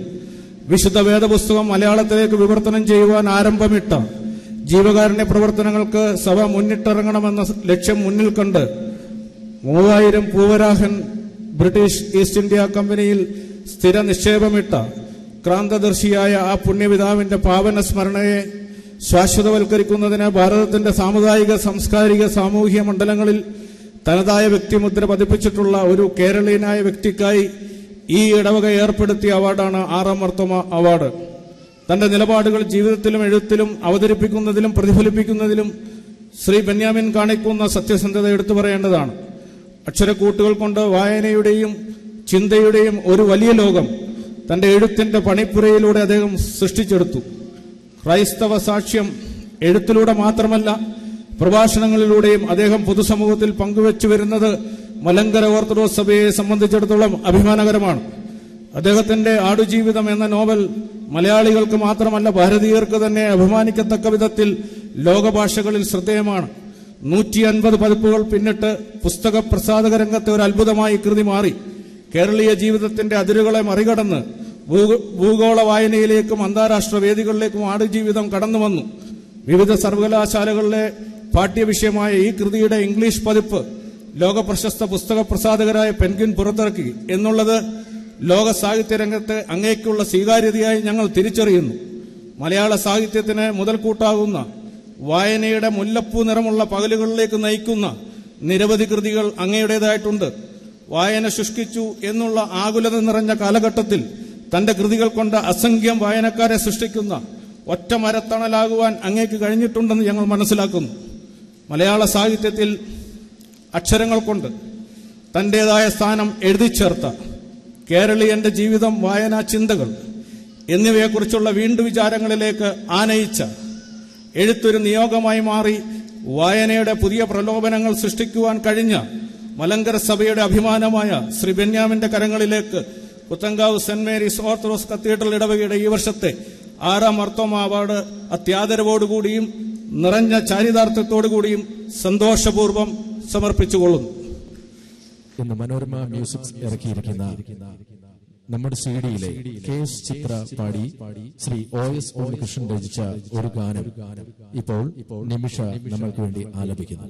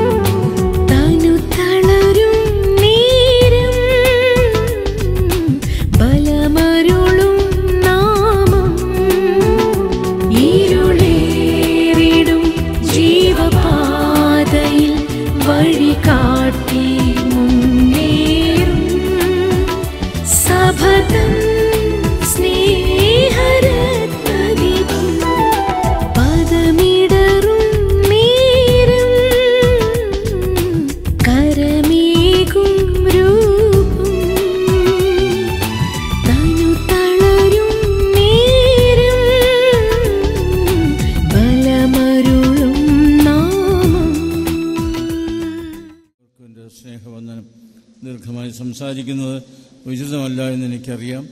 എങ്കിലും ഇതുപോലെ ഒരു സമ്മേളനം വിളിച്ചു കൂട്ടുകയും നമുക്ക് ഏറ്റവും അർഹനായ ഒരാളിന് 6ാം മാർത്തോമ അവാർഡ് നൽകുകയും ചെയ്യുന്നു എന്നുള്ളത് പുത്തൻകാവ് ഇടവകയെ സംബന്ധിച്ചോളം, ഈ ഭദ്രാസനത്തെ സംബന്ധിച്ചോളം, സഭയെ സംബന്ധിച്ചോളം വലിയ ഒരു പരിപാടിയാണ് നടത്തിയിരിക്കുന്നതുള്ളതിൽ ഈ ഇടവകയെ അകമഴിഞ്ഞ് ഞാൻ അനുമോദിക്കുന്നു. മാത്രമല്ല, സഭയുടെ ചരിത്രം അന്വേഷിക്കുമ്പോൾ അല്ലെങ്കിൽ അതിനെക്കുറിച്ച് പഠിക്കുന്ന സമയത്ത് ഈ ഇടവക സഭാപിതാക്കന്മാരാൽ ആകർഷിക്കപ്പെട്ടു എന്നുള്ളതിന് യാതൊരു സംശയവുമില്ല. മലങ്കര മെത്രാപ്പൊലീത്തന്മാർ ഇവിടെ താമസിക്കുകയും ഇവിടെയുള്ള വിശ്വാസികളെ അല്ലെങ്കിൽ സഭയുടെ വലിയ പ്രവർത്തന കേന്ദ്രമായി ഇതിനെ കാണുകയും ചെയ്തെന്നുള്ള പറയുമ്പോൾ പുത്തൻകാവിനുള്ള ഒരു പദവി ആണതെന്നുള്ളത് സംശയമില്ല. ആ പദവിക്ക് അനുസരിച്ച ചുമതലകളും കൂടി ഉണ്ടെന്നുള്ളത് ഇപ്പോഴത്തെ തലമുറ മനസ്സിലാക്കുന്നു എന്നുള്ളതാണ് ഞാൻ എടുത്തു പറയാൻ ആഗ്രഹിക്കുന്നത്. ഇതുപോലെയുള്ളവരെ ആദരിക്കുകയും സഭയുടെ കൊമ്പ് ഉയർന്നിരിക്കുവാൻ തക്കവണ്ണം നമ്മൾ അക്ഷീണം പരിശ്രമിക്കുകയും പ്രവർത്തിക്കുകയും ചെയ്യുന്നുള്ളതാണ്. അതിനായിട്ട് പ്രവർത്തിക്കുന്ന ഇപ്പോഴത്തെ വികാരിയെയും മറ്റ് വൈദികരെയും ഈ ഭദ്രാസനത്തെയും പ്രത്യേകമായി ഭദ്രാസന മെത്രാപ്പൊലീത്തയെ ഞാൻ അനുമോദിക്കുകയാണ് ചെയ്യുന്നത്. ഈ സഭാപിതാക്കന്മാർ മാത്രമല്ല, വിദേശത്തു നിന്നും വന്നിട്ടുള്ള അന്ത്രയോസ് ബാവായി ഇവിടെ അനേക നാൾ താമസിച്ചു എന്നുള്ളൊരു ചരിത്ര സത്യമാണല്ലോ. അങ്ങനെ നോക്കുമ്പോൾ ഈ സ്ഥലത്തിന് അന്നുണ്ടായിരുന്ന പ്രാധാന്യം എത്രയോ വലുതായിരുന്നുള്ളതാണ്. ഇന്ന് അത്രയും ഉണ്ടോ എന്ന് ഞാൻ സംശയിക്കുകയാണ്. അതുകൊണ്ട് നമ്മുടെ തലമുറ ഈ തലമുറ ഏൽപ്പിച്ചിരിക്കുന്ന ആ ദൗത്യം നിർവഹിക്കുവാൻ തക്കവണ്ണം വേണ്ടതായ ആ പരിജ്ഞാനവും അതിനുള്ള പ്രവർത്തനശേഷിയും നമുക്ക് ലഭിക്കട്ടെ എന്ന് ഞാൻ ആശംസിക്കുന്നു. പ്രത്യേകിച്ച് ഇന്ന് ഈ അവാർഡ് നൽകിയ പ്രിയപ്പെട്ട ബെന്യാമിൻ അവർക്ക് ദൈവം തമ്പുരാൻ നൽകിയിട്ടുള്ള കഴിവുകൾ വളരെയാണ്. അത് സഭയ്ക്ക് വലിയ അഭിമാനമാണെന്നുള്ളത് ഞാൻ സന്തോഷത്തോടുകൂടെ അറിയിക്കുന്നു. അദ്ദേഹത്തിന് എല്ലാ അനുഗ്രഹങ്ങളും ആശംസകളും നേരുകയും ചെയ്യുന്നു. പ്രൗഢഗംഭീരമായ ഈ സദസ്സിൽ ഉപവിഷ്ടരായിരിക്കുന്ന വന്യരായ കോറപ്പിസ്കോപ്പാച്ചന്മാരെ, വന്യ വൈദ്യ ശ്രേഷ്ഠരെ, മാതാപിതാക്കളെ, വാത്സല്യമുള്ളവരുമേ, വെള്ളം കുടിച്ച് തൃപ്തിയായവരെ, ഇപ്പോഴും വെള്ളം കാത്തിരിക്കുന്നവരെ, ഈ സമ്മേളനം എത്ര വേഗം സമാപിക്കണമെന്ന് ആഗ്രഹിച്ചിരിക്കുന്ന എല്ലാവർക്കും എൻ്റെ ആശംസകൾ. നിങ്ങളുടെ എല്ലാവരുടെയും ശ്രദ്ധ അവാർഡ് ജേതാവായിരിക്കുന്ന ശ്രീ ബെന്യാമിൻ അവറുകളുടെ വാക്കുകൾ കേൾക്കണമെന്നാണ് എന്നെനിക്കറിയാം. അദ്ദേഹം കുളനട സ്വദേശിയും ഞാൻ കുരമ്പാല സ്വദേശിയുമാണെങ്കിലും ഇങ്ങനെ ഒരു വേദി ആദ്യമായിട്ടാണ് ലഭിക്കുന്നത്. കുരമ്പാല സ്വദേശിയുടെ എല്ലാവിധമായ അനുമോദനങ്ങളും ആശംസകളും കുളനട സ്വദേശിക്ക് ആദ്യമായിട്ട് തന്നെ അർപ്പിക്കുന്നു. ഒപ്പം തന്നെ ഈ സമ്മേളന വേദി ശ്രീ ബെന്യാമിൻ അവറുകൾക്ക് അവാർഡ് ദാന വേദിയാണെങ്കിൽ തന്നെയും അഭ്യുതനായ നമ്മുടെ ഭദ്രാസനാധിപൻ പിതാവ് 80ാം ജന്മദിനം ആചരിച്ച വലിയ സന്ദർഭം ഏതാനും ദിവസം കഴിഞ്ഞിട്ടേ ഉള്ളൂ. വലിയ സമ്മേളനങ്ങൾ പലതും കഴിയുകയും ആശംസകൾ പലതും അർപ്പിക്കുകയും ചെയ്തുവെങ്കിലും എനിക്ക് ആ ദിവസത്തിൽ അങ്ങനെ ഒരു അവസരം ഞാൻ സ്ഥലത്തില്ലാതിരുന്നുകൊണ്ട് ലഭിച്ചില്ല. എങ്കിലും ഇന്ന് ലഭിച്ച ഈ അവസരം അതിലൂടെ ഞാൻ പ്രയോജനപ്പെടുത്തുകയാണ്. അഭ്യുതനായ അത്താനാസ് തിരുവേനിക്ക് ജന്മദിനത്തിൻ്റെ എല്ലാ ആശംസകളും അർപ്പിക്കുന്നതോടൊപ്പം തന്നെ മലങ്കര സഭയ്ക്ക് മാതൃകാപരമായിട്ട് ഈ ഭദ്രാസനത്തെയും സഭയ്ക്ക് മുഴുവനുമായിട്ടുള്ള ദർശനത്തോടുകൂടി അനുഗ്രഹകരമായ നേതൃത്വം കൊടുക്കുന്നതിന് അഭ്യുന്ന പിതാവിന് തുടർന്നും സാധിക്കട്ടെ എന്നുള്ള പ്രാർത്ഥനകളും ആശംസകളും അർപ്പിക്കുന്നു. 2011 ഈ 6ാം മാർത്തോമ അവാർഡ് ദാനം ആരംഭിച്ചത്. അന്ന് മുതൽ കൊടുത്തിട്ടുള്ള ആളുകളുടെ ലിസ്റ്റ് എനിക്ക് ലഭിച്ചു. ഞാനൊരു സൂക്ഷ്മ പരിശോധന നടത്തിയപ്പോൾ മലങ്കര സഭയിലെ 2 മെത്രാപ്പോലിത്തന്മാർക്കും 2 വൈദികർക്കും 1 റമ്പാച്ചനും ഈ അവാർഡ് ഇതിനു മുമ്പ് ലഭിച്ചിട്ടുണ്ടെങ്കിൽ മലങ്കര സഭയിൽ ഈ അവാർഡിന് ആദ്യമായിട്ട് അർഹനാകുന്ന അൽമായ ആളാണ് ശ്രീ ബെന്യാമിൻ എന്നുള്ളത് ഈ ലിസ്റ്റിൽ നിന്നും പ്രത്യേകമായിട്ട് മനസ്സിലാക്കുന്നു. അങ്ങനെയും പ്രത്യേകം അനുമോദനങ്ങൾ അറിയിക്കുന്നു. അദ്ദേഹത്തിൻ്റെ ഏറ്റവും പ്രശസ്തമായി തീർന്നിരിക്കുന്ന കൃതി ആട് ജീവിതം എന്നുള്ളതാണല്ലോ. ഞാനത് വായിക്കാൻ അവസരം എനിക്ക് ലഭിച്ചിട്ടില്ലെങ്കിലും അതിൻ്റെ ഉള്ളടക്കം വായിച്ച ആളുകളോട് ഞാൻ ചോദിച്ച് മനസ്സിലാക്കിയിട്ടുണ്ട്. അപ്പോൾ ഞാൻ ചിന്തിക്കുകയായിരുന്നു, ഇനി ഒരു ഇടയ ജീവിതം എഴുതിയാൽ എങ്ങനെ ഇരിക്കുമെന്ന്. ആട് ജീവിതം എഴുതിയപ്പോൾ ഇങ്ങനെയൊക്കെ ആയിരുന്നെങ്കിൽ ഒരു ഇടയ ജീവിതം എന്ന് എഴുതിയാൽ എങ്ങനെ ഇരിക്കുമെന്ന് എൻ്റെ കുസൃതി നിറഞ്ഞ മനസ്സിൽ ഞാൻ ചിന്തിച്ചതുകൂടെ ഈ തരുണത്തിൽ ഒരു ആശയത്തിന് വേണ്ടി പറയുന്നു എന്ന് മാത്രം. എല്ലാവിധമായ അനുമോദനങ്ങളും ആശംസകളും അർപ്പിക്കുന്നു. ഈ ഇടവകയെ സംബന്ധിച്ചിടത്തോളം ഏറ്റവും ധന്യമായ ഒരു ദിവസമാണ് എന്ന് കരുതുന്നതിൽ സംശയമില്ല. കാരണം അപ്പോസ്തോലിക വിശ്വാസത്തിൽ ഈ പ്രദേശത്തെ നിലനിർത്തിയ 3 പുണ്യപിതാക്കന്മാരുടെ അനുസ്മരണം നടത്തി അവരുടെ മധ്യസ്ഥതയിൽ അഭയപ്പെടുന്ന ശ്രേഷ്ഠകരമായ ദിവസമാണ്. മഹാനായ ആത്മീയാചാര്യൻ ദലൈലാമ പറഞ്ഞിട്ടുണ്ട്, മനുഷ്യൻ ഈ ലോകത്തിൽ എങ്ങനെ ജീവിക്കണം എന്നുള്ളത് മറന്നുപോയിരിക്കുന്നു. ഒരിക്കലും മരിക്കുകയില്ല എന്ന് കരുതി പലരും ജീവിക്കുന്നു, പക്ഷെ ഒരിക്കലും ജീവിക്കാതെ മരിക്കുന്നു. പക്ഷെ ഇതിൽ നിന്ന് വ്യത്യസ്തരായവരുടെ ചരിത്രമാണ് നമ്മുടെ സഭയുടെ പുണ്യപിതാക്കന്മാരുടെ ചരിത്രത്തിൽ നമുക്ക് കണ്ടെത്തുവാൻ കഴിയുന്നത്. 6ാം മാർത്തോമായുടെയും 8ാം മാർത്തോമായുടെയും പ്രത്യേകിച്ച് നമ്മുടെ മനസ്സിൽ ഒരിക്കലും മായാതെ നല്ല സ്മരണകൾ സ്നേഹനിധിയായ ആചാര്യശ്രേഷ്ഠനായ പുത്തൻകാവിൽ കൊച്ചുതിരുമേനിയുടെയും ഒക്കെ ചരിത്രം പരിശോധിക്കുമ്പോൾ വളരെ ചുരുക്കം കാലഘട്ടങ്ങൾ മാത്രമേ ഈ ലോകത്തിൽ ജീവിക്കുവാൻ അവർക്ക് അവസരം ലഭിച്ചുള്ളൂവെങ്കിലും ജീവിക്കേണ്ടതുപോലെ ജീവിച്ച ദൈവമേൽപ്പിച്ച ഉത്തരവാദിത്തങ്ങൾ നിറപടിയായി പൂർത്തീകരിച്ച് ദൈവസന്നിധിയിലേക്ക് കടന്നുപോയിരിക്കുന്നവരുടെ സ്മരണയാണ് ദൈവസന്നിധി നാം പുതുക്കുന്നത് എന്നുള്ളത് നമുക്ക് സന്തോഷം തരുന്ന, ചാരിതാർത്ഥ്യം തരുന്ന വസ്തുതയാണ്. പലപ്പോഴും ഇന്നത്തെ മാതാപിതാക്കൾ വേദനയോടെ സമീപിക്കുന്ന ഒരു കാഴ്ച എൻ്റെ ഹൃദയത്തെ മതിച്ചിട്ടുണ്ട്. അവസാനം ഒരു അന്ത്യചുംബനം നൽകി സ്വന്തം വിശ്വാസത്തിൽ നിലനിന്ന് വിശ്വാസത്തിന്റെ അടിസ്ഥാനത്തിൽ മുമ്പോട്ട് പോകുവാൻ ഒരു അനന്തര തലമുറയെ അവശേഷിപ്പിക്കുവാൻ കഴിയാത്ത മാതാപിതാക്കൾ അനുഭവിക്കുന്ന വേദനകൾ, അവർ മുൻകൂട്ടി അനുഭവിക്കുന്ന നൊമ്പരങ്ങൾ നേരിട്ട് മനസ്സിലാക്കുവാൻ എനിക്ക് കഴിഞ്ഞിട്ടുണ്ട്. ഈ പുത്തൻകാവ് പ്രദേശത്തെ, പ്രത്യേകിച്ച് പരിശുദ്ധ സഭയെ, ചെങ്ങന്നൂർ ഭദ്രാസനത്തെ അപ്പോസ്തോലിക വിശ്വാസത്തിൽ അടിയുറച്ച് നിർത്തുവാനും മാർത്തോമ ശ്ലീഹായുടെ ഈ ഭാരതത്തിലേക്കുള്ള കടന്നുവരവും ആ ശ്ലീഹ പഠിപ്പിച്ച വിശ്വാസം അഭംഗുരമായി പാലിക്കുവാനും തക്കവണ്ണം ആ വിശ്വാസം പാലിക്കുന്ന കാതോലിക്ക സിംഹാസനത്തോട് എന്നും സ്നേഹവും താല്പര്യവും കൂറും വിശ്വസ്തതയും പുലർത്തിയ പൂർവ്വപിതാക്കന്മാരുടെ അനുസ്മരണം നമ്മുടെ ഹൃദയത്തിൽ മാർത്തോമ ശ്ലീഹായുടെ സിംഹാസനത്തോടും പൗരസ്ത്യ സിംഹാസനത്തിൽ വാണരുളുന്ന പരിശുദ്ധ ബാവാതിരുമനസിനോടും എല്ലാ പുണ്യ പിതാക്കന്മാരോടുമുള്ള അചഞ്ചലമായ കൂറും വിശ്വാസവും അടിയുറച്ച് ആവർത്തിച്ച് പ്രഖ്യാപിക്കുവാനുള്ള ഒരു അനുസ്മരണ സമ്മേളനമായി ഇങ്ങനെയുള്ള സമ്മേളനങ്ങൾ തീരട്ടെ എന്ന് ആശംസിച്ചുകൊണ്ട് പ്രത്യേകിച്ച് 6-ാം മാർത്തോമ അവാർഡിന് അർഹനായി തീർന്ന നമ്മുടെ ഭദ്രാസനത്തിന്റെ അരുമസന്താനമായ ശ്രീ ബെന്യാമിൻ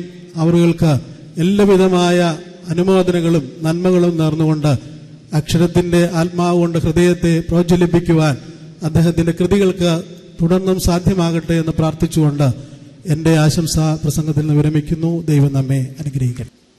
ഒരു കാലത്ത് മലങ്കര സഭയുടെ ആസ്ഥാനമായിരുന്ന പുത്തൻകാവ് പള്ളിക്ക് സഭയുടെ ചരിത്രത്തിൽ പ്രഥമ സ്ഥാനമാണുള്ളത്.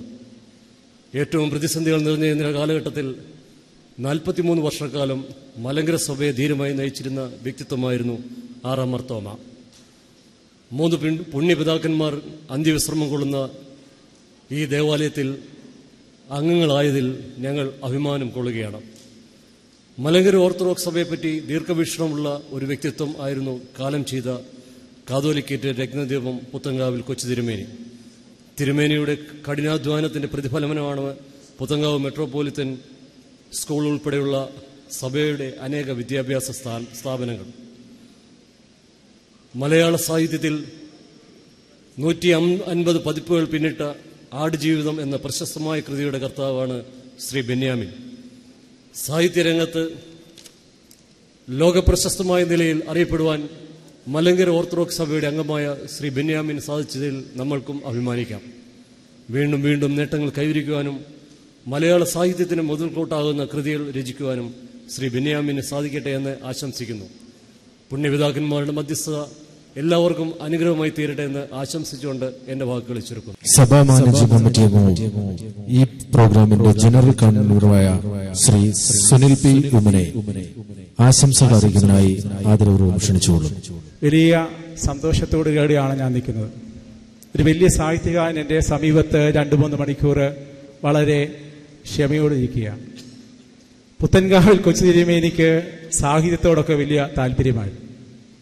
അദ്ദേഹം കൽക്കട്ടയിൽ സെറാംപൂരിൽ പഠിക്കുന്ന കാലഘട്ടത്തിൽ ഇന്ത്യ മഹാരാജ്യത്തിന്റെ മഹാകവി രവീന്ദ്രനാഥ ടാഗോറിനെ സന്ദർശിച്ചു. തേജസ്വിയായ ഈ യുവ മെത്രാപ്പോലിത്ത രവീന്ദ്രനാഥ് ടാഗോറിനോട് ദീർഘമായി സംഭാഷണം നടത്തി. ആ സന്ദർശനം കഴിയുമ്പോൾ രവീന്ദ്രനാഥ ടാഗോർ ഗീതാഞ്ജലി എടുത്ത് അദ്ദേഹത്തിന്റെ സൈനോടുകൂടി ഈ കൊച്ചു മെത്രാപ്പോലിത്തായ്ക്ക് സമ്മാനിച്ചു. എന്തോ ഒരു ദിവ്യ തേജസ് കണ്ട് ആ വന്യവയോധികനായ രവീന്ദ്രനാഥ ടാഗോർ പറഞ്ഞു, അങ്ങന്റെ തലയിൽ കൈവച്ച് പ്രാർത്ഥിക്കണം. പുത്തൻകാവിൽ കൊച്ചു തിരുമേനി രവീന്ദ്രനാഥ ടാഗോർ എന്ന ആ വന്യവയോധികനായ ആ മഹാകവിയുടെ തലയിൽ കൈവച്ച് പ്രാർത്ഥിച്ചു. പ്രിയപ്പെട്ടവരെ, സർ CP കേരളത്തിലെ ക്രൈസ്തവർക്കൊക്കെ എതിരായിരുന്നെങ്കിലും അദ്ദേഹം പുത്തൻകാവിൽ കൊച്ചു തിരുമേനിയുടെ ഉത്തമ സ്നേഹിതനായിരുന്നു. അതൊരു ഇംഗ്ലീഷ് പ്രസംഗത്തിലൂടെയാണ് പത്തനംതിട്ടയിലെ. ഞാൻ 6-ാം മാർത്തോമ നമുക്ക് ഈ പള്ളി പണിഞ്ഞു തന്നു. 8-ാം മാർത്തോമ നമുക്കിവിടെ നിന്ന് നേതൃത്വം നൽകി. പുത്തൻകാവിൽ കൊച്ചു തിരുമേനി ഈ പുത്തൻകാവിന് ഒരു ആത്മീയ പ്രഭയുണ്ടാക്കി. പുത്തൻകാവിനെ ഏറെ സ്നേഹിച്ചു. പുത്തൻകാവിൽ കോളേജ് വേണമെന്ന് വരെ ആഗ്രഹിച്ചതാണ്. ഇന്നലെയാണെങ്കിൽ എല്ലായിടത്തും മഴയായിരുന്നു, ഇവിടെ മഴയില്ലായിരുന്നു. അരുവികൾ പോലെ പദയാത്രകൾ കടന്നു വരുമ്പോൾ നമ്മുടെ മനസ്സിൽ വലിയൊരു നിറവുണ്ടാകുന്നു. പുത്തൻകാവിൽ കൊച്ചു തിരുമേനിയെ ഈ പിൻതലമുറ മറക്കുകയില്ല. ഈ നാട്ടിലെ കല്ലും മണ്ണും ചുമന്ന് ഈ സ്കൂൾ സ്ഥാപിച്ച് കപ്പയും വെള്ളവും കഴിച്ചാണേലും മക്കളെ 10ാം ക്ലാസ് വരെ പഠിക്കണമെന്ന് പറഞ്ഞ ആ പിതാവ് നമ്മുടെ മനസ്സിൽ ജീവിക്കണം. ആ പിതാവിന്റെ പെരുന്നാളിൽ നമ്മൾ സംബന്ധിക്കണം. ആ പിതാവിന്റെ അനുഗ്രഹങ്ങൾ നമ്മൾ നേടണം. തീർച്ചയായിട്ടും ആ അനുഗ്രഹങ്ങൾ നേടിക്കൊണ്ടിരിക്കുന്നവരൊക്കെയാണ് നമ്മളൊക്കെ. അനുഭവങ്ങളുണ്ട് ഒത്തിരി പേർക്ക്, പറയാൻ വയ്യാത്തതുകൊണ്ട് പറയുന്നില്ലെന്നേ ഉള്ളൂ. ഞാൻ എൻ്റെ വാക്കുകൾ ചുരുക്കുകയാണ്. കഴിഞ്ഞ വർഷങ്ങളിലൊക്കെ ചുട്ടുപൊള്ളുന്ന ആസ്പെറ്റോസിന്റെ കീഴിൽ ഇരുന്നപ്പോൾ ബാതിരിമിനിയൊക്കെ ഇങ്ങനെ ഉഷ്ണിച്ച് ഒക്കെ ഇരിക്കുന്ന കാണുമ്പോൾ എൻ്റെ മനസ്സിലൊരു സ്വപ്നമുണ്ടായിരുന്നു. ഈ ഓഡിറ്റോറിയത്തില് നല്ല കുളിർമയിൽ ഈ അനുസ്മരണ സമ്മേളനമൊക്കെ നടത്തണമെന്ന്. പുത്തൻകാവിലെ ഇടവക നമ്മൾ ഒന്നിച്ചു നിന്നാൽ പല കാര്യങ്ങളും ഇവിടെ നടക്കുമെന്നുള്ളതിന് ഉത്തമ ഉദാഹരണമാണിത്. തീർച്ചയായിട്ടും വലിയ സന്തോഷമുണ്ട്. നിങ്ങളുടെ എല്ലാം സഹകരണമാണ്. ഇനി ഒത്തിരി പണി ചെയ്യാനുണ്ട്. ഇത് അടുത്ത മീറ്റിംഗ് വരുമ്പോഴത്തേക്ക് നിങ്ങൾ ഈ കാണുന്ന ഒന്ന് നമ്മൾ ഇന്റീരിയർ വർക്കൊക്കെ ചെയ്യാനുണ്ട്. തീർച്ചയായിട്ടും ഈ പെരുന്നാൾ വലിയ അനുഗ്രഹമാണ്. ഒരിക്കൽ കൂടെ ഭാഗത്തിന്റെ മഹാനായ സാഹിത്യകാരൻ ബെന്യാമിന് ഒരിക്കൽ കൂടി ആശംസകൾ നേരുകയാണ്. അദ്ദേഹത്തിന്റെ ഭാഷ വർഷങ്ങൾ കഴിയുമ്പോൾ കേരളത്തിൽ പഠന വിഷയമാക്കും, യാതൊരു സംശയവും വേണ്ട. അദ്ദേഹത്തിന്റെ ഭാഷാ ശൈലിക്ക് ഒരു പ്രത്യേകതയുണ്ട്. ഒരിക്കൽ കൂടെ 6ാം മാർത്തോമയുടെ അവാർഡ് നേടി അദ്ദേഹത്തെ അനുമോദിച്ചുകൊണ്ട് എല്ലാവർക്കും ഈ പെരുന്നാളിൽ സഹകരിച്ച എല്ലാവർക്കും ഹൃദയത്തിന്റെ ഭാഷയിൽ നന്ദി പറഞ്ഞുകൊണ്ട് ഒരിക്കൽ കൂടെ ആശംസകൾ നേർന്നുകൊണ്ട് നിർത്തത്തെ. നന്ദി, നമസ്കാരം. ഈ വർഷത്തെ 6ാം മാർത്തോമ അവാർഡ് ജേതാവ് മലയാളത്തിന്റെ പ്രിയപ്പെട്ട കഥാകാരൻ, വായനയുടെ പുതിയ ലോകം മലയാളികൾക്ക് കാണിച്ചു കൊടുത്ത, മലയാളത്തിന്റെ വായനയെ തന്റെ കൃതികൾ കൊണ്ട് തിരികെ പിടിച്ച, ഭാഷയുടെയും കാലത്തിന്റെയും ദേശത്തിന്റെയും അതിരുകൾ കടന്ന ആടുജീവിതത്തിന്റെ കഥാകാരൻ, മലങ്കര സഭയുടെ അഭിമാനം, ആദരണീയനായ ശ്രീ ബെന്യാമിനെ മറുപടി പ്രസംഗത്തിനായി ക്ഷണിച്ചുകൊള്ളുന്നു. സദസ്സില വേദിയിലുമുള്ള ബഹുമാന്യ വ്യക്തിത്വങ്ങളെ, പുരോഹിത ശ്രേഷ്ഠരെ, മാതാപിതാക്കളെ, ഗുരുക്കന്മാരെ, എല്ലാവർക്കും എൻ്റെ വിനീതമായ നമസ്കാരം. സമയം വല്ലാതെ ദീർഘിച്ചു എന്നെനിക്കറിയാം. നിങ്ങളെല്ലാവരും പോകാൻ തയ്യാറായിരിക്കുകയുമാണ്. വളരെ വേഗം ഞാൻ എൻ്റെ സംസാരം അവസാനിപ്പിച്ചുകൊള്ളാം. 3 മലങ്കര സഭയെ ദീർഘകാലം നയിക്കുകയും നമുക്ക് ആത്മീയ പ്രകാശം ചൊരിഞ്ഞു തരികയും ചെയ്ത 3 ആചാര്യന്മാരുടെയും ഓർമ്മ പെരുന്നാൾ കൊണ്ടാടുന്ന ഈ ദിവസം ഇവിടെ വരുവാനും വിശുദ്ധ ബലിയിൽ പങ്കെടുക്കുവാനും നിങ്ങളോടൊപ്പം ഈ സമ്മേളനത്തിൽ പങ്കെടുക്കാനും നിങ്ങൾ സ്നേഹം കൊണ്ട് എനിക്ക് സമ്മാനിച്ച ഈ വലിയ പുരസ്കാരം ഏറ്റുവാങ്ങാനും കഴിഞ്ഞതിനുള്ള സന്തോഷം ഞാൻ ആദ്യമേ തന്നെ പങ്കുവെക്കുകയാണ്. പരിശുദ്ധ കാതോലിക്ക ബാവയും അഭിവന്ന തിരുമേനിമാരും എന്നെക്കുറിച്ച് പറഞ്ഞ നല്ല വാക്കുകൾ അവരുടെ സ്നേഹത്തിൻ്റെയും എന്നോടുള്ള വാത്സല്യത്തിൻ്റെയും ഒരു കാരണമായി മാത്രം നിങ്ങൾ ധരിക്കുക. അത്തരത്തിലൊരു വലിയ വാഗ്മിയോ പ്രഗത്ഭനായ വ്യക്തിയോ ഒന്നുമല്ല ഞാൻ. വല്ലപ്പോഴും സാഹിത്യത്തിൽ അഭിരമിക്കുക, അത് ഒരു അടഞ്ഞ മുറികൾക്കുള്ളിലിരുന്നു കൊണ്ട് ലോകത്തെമ്പാടുമുള്ള മനസ്സുകളോട് സംസാരിക്കാൻ ശ്രമിക്കുകയും അത് അക്ഷരങ്ങളായി പകർത്തു വെക്കാൻ ശ്രമിക്കുന്ന ഒരു എളിയ വ്യക്തിയാണ് ഞാൻ. ഈ പുരസ്കാരം എനിക്ക് ലഭ്യമായി എനിക്ക് പ്രാവശ്യം നൽകാൻ തീരുമാനിച്ചിരിക്കുന്നു എന്നറിയിച്ചുകൊണ്ട് ഈ ഇടവകയുടെ വികാരി ഫാദർ വിൽസൺ ശങ്കരത്തിൽ എന്നെ അത് വിളിച്ചു പറയുമ്പോൾ ഒരു നിയോഗമായിട്ടാണ് ഞാനതിനെ കണ്ടത്. കാരണം 2012 എൻ്റെ ആടുജീവിതമെന്ന പുസ്തകത്തിന് ഇംഗ്ലീഷിലേക്ക് പരിഭാഷ ഉണ്ടാവുന്നത്. അത് പരിഭാഷപ്പെടുത്തിയത് ആലപ്പുഴ സ്വദേശിയും സെൻട്രൽ യൂണിവേഴ്സിറ്റിയിലെ പ്രൊഫസറുമായിട്ടുള്ള ജോസഫ് കൊയ്പ്പള്ളി സാറാണ്. അദ്ദേഹം ഒരു 3-4 വർഷം മുമ്പ് ഒരിക്കൽ വീട്ടിലേക്ക് വന്നപ്പോൾ എന്നോട് പറഞ്ഞു, ബെന്യാമിൻ ഇനി ആലോചിക്കേണ്ട, നോവലിന് വേണ്ടി ആലോചിക്കേണ്ട ഒരു വിഷയമുണ്ട്. അത് ആലപ്പുഴ കേന്ദ്രീകരിച്ച് വലിയ തിരുവിതാംകൂർ ഭരണത്തിൽ വലിയ ഇടപാടുകളൊക്കെ നടത്തിയിട്ടുള്ള തച്ചിൽ മാത്തുത്തരകൻ എന്ന് പറയുന്ന വ്യവസായ പ്രമുഖനെക്കുറിച്ച് ഉള്ള ഒരു നോവൽ ആലോചിക്കണം എന്ന് പറഞ്ഞു. അന്ന് ഒരു പക്ഷേ മറ്റ് പല വിഷയങ്ങളുമായി ബന്ധപ്പെട്ട് മന്ദലിലെ 20 കമ്മ്യൂണിസ്റ്റ് വർഷങ്ങളൊക്കെ എഴുതുന്നതിൻ്റെ തിരക്കായതുകൊണ്ട് ഞാനത് അത്ര വലിയ ഗൗരവമായി എടുത്തില്ല. എന്നാൽ കഴിഞ്ഞ 1-2 വർഷമായി ഞാൻ ആ വിഷയത്തിൽ അധികരിച്ച് പഠനങ്ങൾ നടത്തുകയും മാത്തുത്തരകനെക്കുറിച്ചുള്ള ചില ചരിത്ര രേഖകൾ തപ്പിക്കൊണ്ട് ഇരിക്കുകയുമായിരുന്നു. കുറച്ചൊക്കെ സഭാ ചരിത്രം വായിക്കുകയും പഠിക്കുകയും ചെയ്യാൻ കഴിഞ്ഞിട്ടുള്ള ഒരാളെന്ന നിലയിൽ അപ്പോഴൊക്കെ സ്വാഭാവികമായും മാത്തുത്തരകനും 6-ാം മാർത്തോമയും തമ്മിലുണ്ടായിരുന്ന ബന്ധമെന്നോ അല്ലെങ്കിൽ ആ ഒരു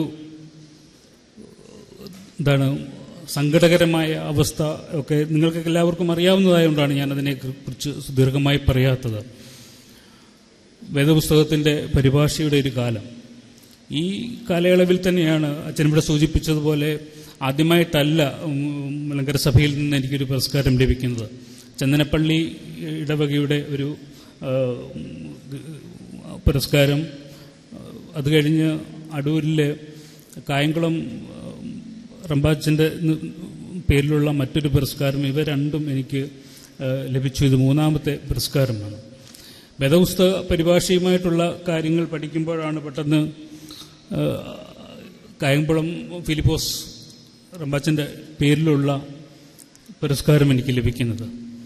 അതിനെ തുടർന്ന് പുതിയ നോവലെഴുത്തിൻ്റെ ഘട്ടത്തിലായിരിക്കുന്ന ഈ അവസരത്തിൽ ആറാം മാർത്തോമ്മയുടെ പേരിലുള്ള ഈ പുരസ്കാരം എനിക്ക് ലഭിക്കുന്നു എന്ന് പറയുന്നത് നിശ്ചയമായിട്ടും ആ നോവലിൽ നിന്ന് ഞാൻ പുറകോട്ട് പോകാൻ പാടില്ല എന്ന എന്തോ ഒരു ദൈവ നിയോഗമായിട്ട് ഞാൻ ഇതിനെ കാണുകയാണ്.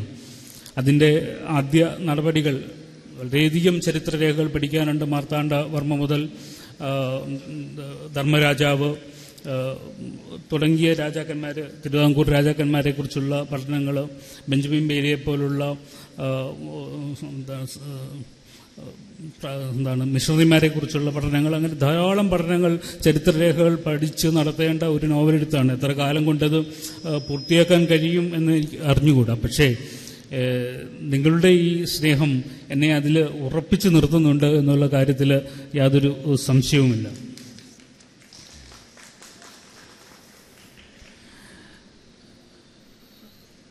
അപ്പം ഇന്ന് തിരുമേനി ഇവിടെ പ്രസംഗത്തിൽ സൂചിപ്പിച്ചതുപോലെ ആധ്യാത്മിക വിഷയങ്ങൾ കൈകാര്യം ചെയ്തിരുന്നവർക്കായിരുന്നു ഇതുവരെ ഈ പുരസ്കാരം നൽകപ്പെട്ട് വന്നിട്ടുള്ളത്. ആദ്യമായിട്ടാണ് അതിന് പുറത്ത് പൊതുമേഖലയിൽ സാഹിത്യത്തിൽ അഭിനയിക്കുന്ന ഒരാൾക്ക് ഈ പുരസ്കാരം നൽകുന്നത്. ഞാൻ പുത്തങ്കാവ് മാത്തന്തരകനെ പോലെയോ സഭാകവി CP ചാണ്ടിയെ പോലെയോ സഭാ വിഷയങ്ങൾ കൈകാര്യം ചെയ്യുകയോ ആധ്യാത്മിക വിഷയങ്ങൾ കവിതകളാക്കുകയോ ഒന്നും ചെയ്തിട്ടുള്ള ഒരാളല്ല. അതിനൊക്കെ പുറത്തുനിന്ന് സാമൂഹ്യ വിഷയങ്ങൾ കൈകാര്യം ചെയ്യുകയും സാമൂഹ്യ വിഷയത്തിൽ അധിഷ്ഠിതമായി കൃതികൾ രചിക്കുകയും ഒക്കെ ചെയ്യുന്ന ഒരാളാണ്. എന്തോ നമ്മൾക്ക്, പക്ഷേ സഭയ്ക്ക്, പ്രത്യേകിച്ച് ക്രിസ്ത്യൻ സമൂഹത്തിന് ഇത്തരത്തിൽ സമൂഹത്തിലുള്ള കാര്യങ്ങൾ പറയുക, സാഹിത്യത്തിനോടും കലകളോടും ഒക്കെ അടുപ്പം പുലർത്തുക എന്ന് പറയുന്നത് എന്തോ ഒരു കുറവ് പോലെയോ എന്തോ ഒരു തെറ്റുപോലെയോ ഒരു കാഴ്ചപ്പാട് എങ്ങനെയൊക്കെയോ നമ്മുടെ മനസ്സുകളിൽ കടന്ന് കൂടി വന്നിട്ടുണ്ട്. അതുകൊണ്ടാവാം ഒരുപക്ഷെ മലങ്കര സഭ പോലെ ഇത്രയധികം അംഗങ്ങളുള്ള ഒരു സഭയിൽ നിന്ന് അധികം ആൾക്കാരൊന്നും സാഹിത്യ മേഖലയിലേക്ക് കടന്നു വരാതിരിക്കുന്നത് എന്ന് എനിക്ക് പലപ്പോഴും തോന്നിയിട്ടുണ്ട്.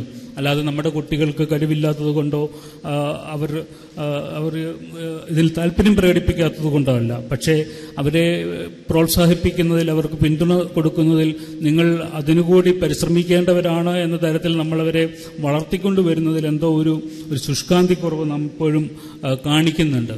പക്ഷേ നമ്മുടെ സഭാ ചരിത്രം പരിശോധിച്ചു കഴിഞ്ഞാൽ, പാരമ്പര്യം പരിശോധിച്ചു കഴിഞ്ഞാൽ കലകളോടും സാഹിത്യത്തോടുമൊക്കെ വളരെ അടുപ്പമുണ്ടായിരുന്ന ഒരു സഭയായിരുന്നു നമ്മുടേത് എന്ന് നമുക്ക് കാണാൻ കഴിയും. എങ്ങനെയാണ് കലകളും സാഹിത്യവും ക്രൈസ്തവ വിരുദ്ധമാണ് എന്നുള്ള ഒരു കാഴ്ചപ്പാട് നമ്മുടെ ഉള്ളിലേക്ക് വന്നതെന്ന് ചോദിച്ചാൽ രണ്ടു തരം കുടിയിറക്കങ്ങളാണ് അതിന് കാരണമെന്ന് വേണമെങ്കിൽ പറയാം. 1500കളിൽ പോർച്ചുഗീസുകാരുടെ ആഗമനത്തോടുകൂടി കത്തോലിക്കൻ സഭാവിശ്വാസം നമ്മുടെ ഇടയിലേക്ക് കടന്നു വരുന്നതോടുകൂടി നമുക്ക് അത്തരത്തിലുള്ള ഒരു കാഴ്ചപ്പാട് ഉണ്ടായി. അതിന് കാരണം റോമാൻ സഭ അക്കാലത്ത് നേരിട്ടിരുന്ന ഏറ്റവും വലിയ വെല്ലുവിളി എന്ന് പറയുന്നത്, യൂറോപ്പിൽ നേരിട്ടിരുന്ന വെല്ലുവിളി എന്ന് പറയുന്നത് ശാസ്ത്രത്തിൽ നിന്നും സാഹിത്യത്തിൽ നിന്നും കലയിൽ നിന്നുമായിരുന്നു എന്നുള്ളതാണ്. അവരാണ് സഭയ്ക്ക് പുറത്തേക്ക്, മതത്തിൻ്റെ പുറത്തേക്ക്, വേദപുസ്തകത്തെ പുറത്തേക്ക് കൊണ്ടുവരണമെന്നുള്ള വലിയ വിപ്ലവം നടത്തിക്കൊണ്ടിരുന്ന ഒരു കാലത്ത് നമ്മളുടെ ഇടയിലേക്ക് ഇറങ്ങി വന്നിട്ടുള്ള റോമൻ സഭ നമ്മളുടെ കലകളോട്, സാഹിത്യത്തോട്, ശാസ്ത്രത്തോട് ഒക്കെ പുറംതിരിഞ്ഞു നിൽക്കാനുള്ള ഒരു പ്രേരകമായി തീരുകയും നമ്മളുടെ പൂർവികമായ ധാരാളം പാരമ്പര്യങ്ങളെ തച്ചുടച്ച് കളയുകയും ചെയ്തു കഴിഞ്ഞതായി നമുക്ക് അറിയാൻ കഴിയും.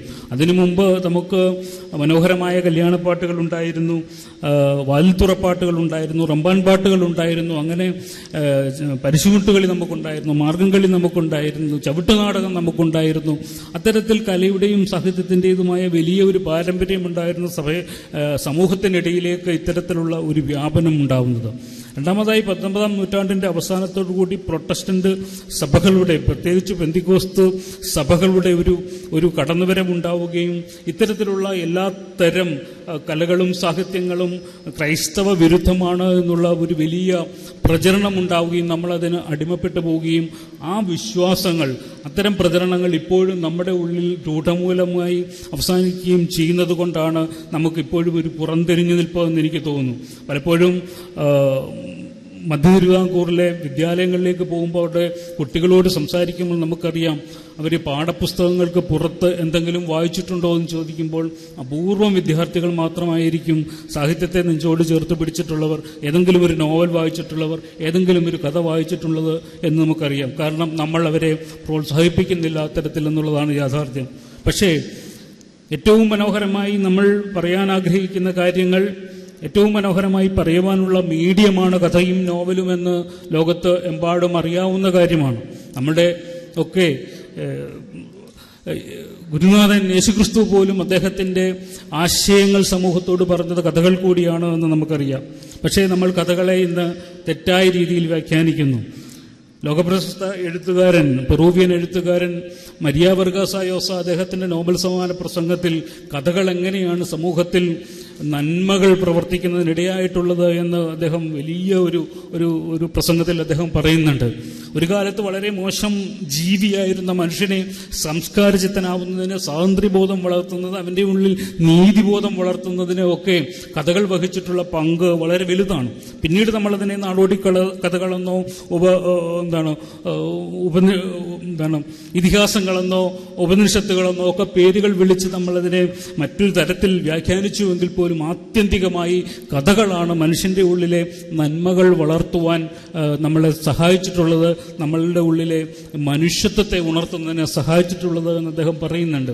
ഇന്ന് പക്ഷേ നമ്മൾ പാഠപുസ്തകങ്ങളുടെ മാത്രം നടുവിൽ വിദ്യാർത്ഥികളെ വളർത്തുന്നതോടുകൂടി അവരെ പണം കായ്ക്കാനുള്ള മരങ്ങൾ മാത്രമായി സങ്കല്പിക്കുന്നതിലൂടെ അവരുടെ ഉള്ളിലെ നന്മകളെ നമ്മൾ വറ്റിച്ചു കളയുന്നു. അവരുടെ ഉള്ളിൽ ഉറങ്ങിക്കിടക്കുന്ന കാരുണ്യത്തെ ഉണർത്താൻ നമുക്ക് കഴിയാതെ പോകുന്നുണ്ട്. അതുകൊണ്ട് തന്നെയാണ് ഇന്ന് നമുക്ക് ചുറ്റും കേൾക്കുന്ന പലതരം വാർത്തകൾ വളരെയധികം വിദ്യാഭ്യാസമുള്ള വിദ്യാർത്ഥികൾ പോലും അപകടകരമായ ഇടങ്ങളിലേക്ക് ഇറങ്ങിച്ചെല്ലുകയും അവർ തെറ്റായ രീതിയിൽ സഞ്ചരിക്കുകയും ചെയ്യുന്നതായി കാണുന്നത്. കാരണം നമ്മൾ അവരെ പാഠപുസ്തകങ്ങളുടെ പുറത്തേക്ക് ജീവിക്കുവാൻ അനുവദിക്കുന്നില്ല, അവരെ കൈപിടിച്ച് നയിക്കുന്നില്ല എന്നുള്ളതാണ്.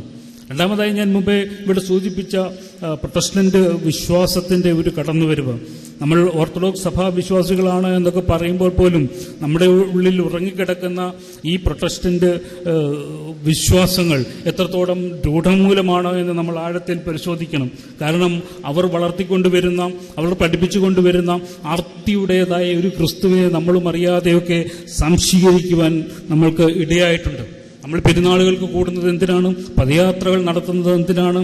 നമ്മൾ ആചാര്യന്മാരുടെയും ശ്രേഷ്ഠന്മാരുടെയും വിശുദ്ധ കബറിടങ്ങൾ സന്ദർശിക്കുന്നത് എന്തിനാണ്? നമുക്ക് എന്തെങ്കിലും കാര്യസാധ്യത്തിനു വേണ്ടി, നമുക്ക് എന്തെങ്കിലും നേടണമെന്നുള്ള കാര്യത്തിനു വേണ്ടി മാത്രം നാം ദൈവത്തെ സമീപിക്കുകയും നമ്മുടെ ആചാര്യന്മാരെ സമീപിക്കുകയും ചെയ്യുന്ന ഒരു പ്രവണതയിലേക്ക് നമ്മളെ വളർത്തിക്കൊണ്ടുവന്നതിൽ പ്രൊട്ടസ്റ്റന്റ് വിശ്വാസങ്ങൾ, പെന്തിക്കോസ് വിശ്വാസങ്ങൾ വഹിച്ചിട്ടുള്ള പങ്ക് ഒട്ടും നമുക്ക് തള്ളിക്കളയാനാവില്ല. അത് നമ്മൾ തിരിച്ചറിയുന്നില്ല എന്ന് മാത്രം. കാരണം നമ്മൾ വഴിനീളെ കാണുന്നുണ്ട് രോഗശാന്തി ശുശ്രൂഷകൾ, മറ്റ് അത്ഭുത ശുശ്രൂഷകളൊക്കെ കാണുമ്പോൾ നമ്മൾ അയ്യോ എനിക്കും അവിടെ എന്തൊക്കെയോ കിട്ടുമെന്ന ഒരു ലക്ഷ്യത്തോടു കൂടി പള്ളിയിൽ നിന്നിറങ്ങി രഹസ്യമായി പാസ്റ്റർമാരുടെ യോഗങ്ങൾക്ക് പോകുന്നത് നമുക്കറിയാം. കാരണം അവനമിനിസത്തിലേക്ക് വളർന്നുകൊണ്ടിരിക്കുന്ന ഒരു കാലം. അവർ വളർത്തുന്നത് ആർത്തിയുടെ ക്രിസ്തുവിനെയാണ് എന്ന് നിങ്ങൾക്കറിയുക. നമ്മുടെ പൂർവ്വപിതാക്കന്മാർ നമ്മളെ പഠിപ്പിച്ചതല്ല. ഒന്നുള്ളവൻ ഒന്നുകൂടി കൊടുത്തുകൊണ്ട് തൻ്റെ സഹജീവിയെ കൂടി കാരുണ്യത്തിലേക്ക് ഉണർത്തുന്ന ഒരു ക്രിസ്തുവിനെ, അങ്ങനെ ഒരു വിശ്വാസം നമ്മൾ പഠിച്ചുവെങ്കിൽ നിനക്ക് ആവശ്യമുള്ളതെല്ലാം ചോദിക്കൂ ക്രിസ്തുവിനോട്, അവൻ നിനക്ക് തരും എന്ന് പറയുന്ന ഒരു പുതിയ ക്രിസ്തുവിനെ ഇന്ന് ലോകത്ത് അവതരിപ്പിച്ചുകൊണ്ടിരിക്കുകയാണ്. അത് അത് കച്ചവട സംസ്കാരത്തിന്റെ ഒരു ക്രിസ്തുവാണ് എന്ന് നമ്മൾ തിരിച്ചറിയേണ്ടതുണ്ട്. കാരണം അത്തരത്തിലുള്ള ഒരു ക്രിസ്തുവിനെ വളർത്തിക്കൊണ്ടുവന്നെങ്കിൽ മാത്രമേ ലോകത്ത് കച്ചവടം പൊടിപിടിക്കുകയുള്ളൂ. ഒന്നുള്ളവൻ ഒന്നുകൂടി കൊടുത്താൽ എങ്ങനെയാണ് കച്ചവടം വളരുക എന്ന് മനസ്സിലാക്കിക്കൊണ്ട് വളർത്തിക്കൊണ്ടുവരുന്ന ഒരു ക്രിസ്തുവാണ് എന്ന് നമ്മൾ മനസ്സിലാക്കേണ്ടതുണ്ട്. അതുകൊണ്ട് തന്നെ നമ്മളുടെ ചരിത്രമറിയുക, നമ്മുടെ പാരമ്പര്യമറിയുക, നമ്മുടെ പൂർവ്വ പിതാക്കന്മാർ എങ്ങനെയാണ് വിശ്വാസത്തിൽ വളർന്നതെന്നും ഈ സഭ കഴിഞ്ഞ 2000 വർഷങ്ങളായി മറ്റ് അല്ലലുകളൊന്നുമില്ലാതെ കഴിഞ്ഞുകൂടിയതെന്നും മനസ്സിലാക്കുക. ഇത്തരത്തിലുള്ള പുതിയ വിശ്വാസധാരകൾ നമ്മുടെ ഉള്ളിലേക്ക് കടന്നു വരുമ്പോഴാണ് നമുക്ക് അന്യമതസ്ഥനെ അന്യനായി കാണാൻ തോന്നുന്നത്. അവർ നമ്മളിൽ ഒരാളായി കാണാൻ കഴിയേണ്ടതുണ്ട്. അത്തരത്തിലുള്ള ഒരു പാരമ്പര്യമാണ് നമുക്ക് കഴിഞ്ഞ 2000 വർഷങ്ങളായി നമ്മുടെ പൂർവ്വപിതാക്കന്മാർ നമ്മളെ പഠിപ്പിച്ചത്. ആരെയും അന്യരെ കാണുന്നതിന് വേണ്ടിയല്ല, അവരെ ചേർത്ത് പിടിക്കുന്നതിന്. അവൻ നമ്മളുടെ സഹോദരനാണ് എന്ന്. അതുകൊണ്ടാണ് ഇന്ത്യൻ സംസ്കാരം ഉൾക്കൊള്ളുന്ന ഒരു വലിയ പാരമ്പര്യം നമുക്കുള്ളത്. ഇന്ത്യൻ സംസ്കാരത്തിന്റെ ഭാഗമായി അനേകം ആചാരങ്ങൾ നമുക്കുള്ളത്.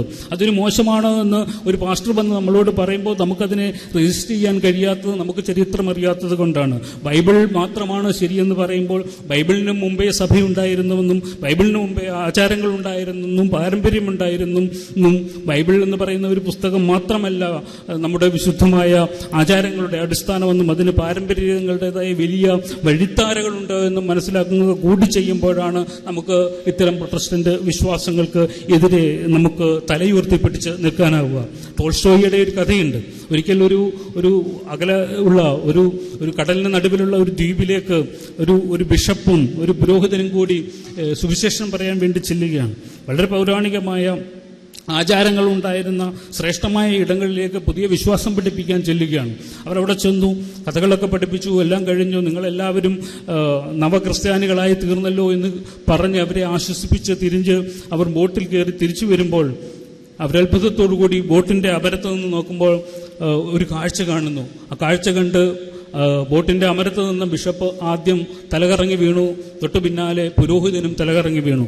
മൂന്നാമത്തെ ആൾ അവിടെ നിന്ന് എത്തി നോക്കുമ്പോൾ കാണുന്ന കാഴ്ച ഈ കടലിന്റെ മീതെ കൂടി അതിലെ ആദിവാസികളിൽ ഒരാൾ വളരെ വേഗം നടന്നു വന്ന് ഈ പുരോഹിതന്റെ ബോട്ടിൽ നിൽക്കുന്ന പുരോഹിതനോട് ചോദിക്കുകയാണ്, നിങ്ങൾ പഠിപ്പിച്ച ആ പ്രാർത്ഥനയുണ്ടല്ലോ, ഞങ്ങളെ പഠിപ്പിച്ച ആ പ്രാർത്ഥന ഉണ്ടല്ലോ, അതിലെ ആദ്യത്തെ വാചകം ഞങ്ങൾ മറന്നുപോയി, അത് ഒന്നുകൂടി ഒന്ന് പറഞ്ഞു തരാമോ എന്ന്.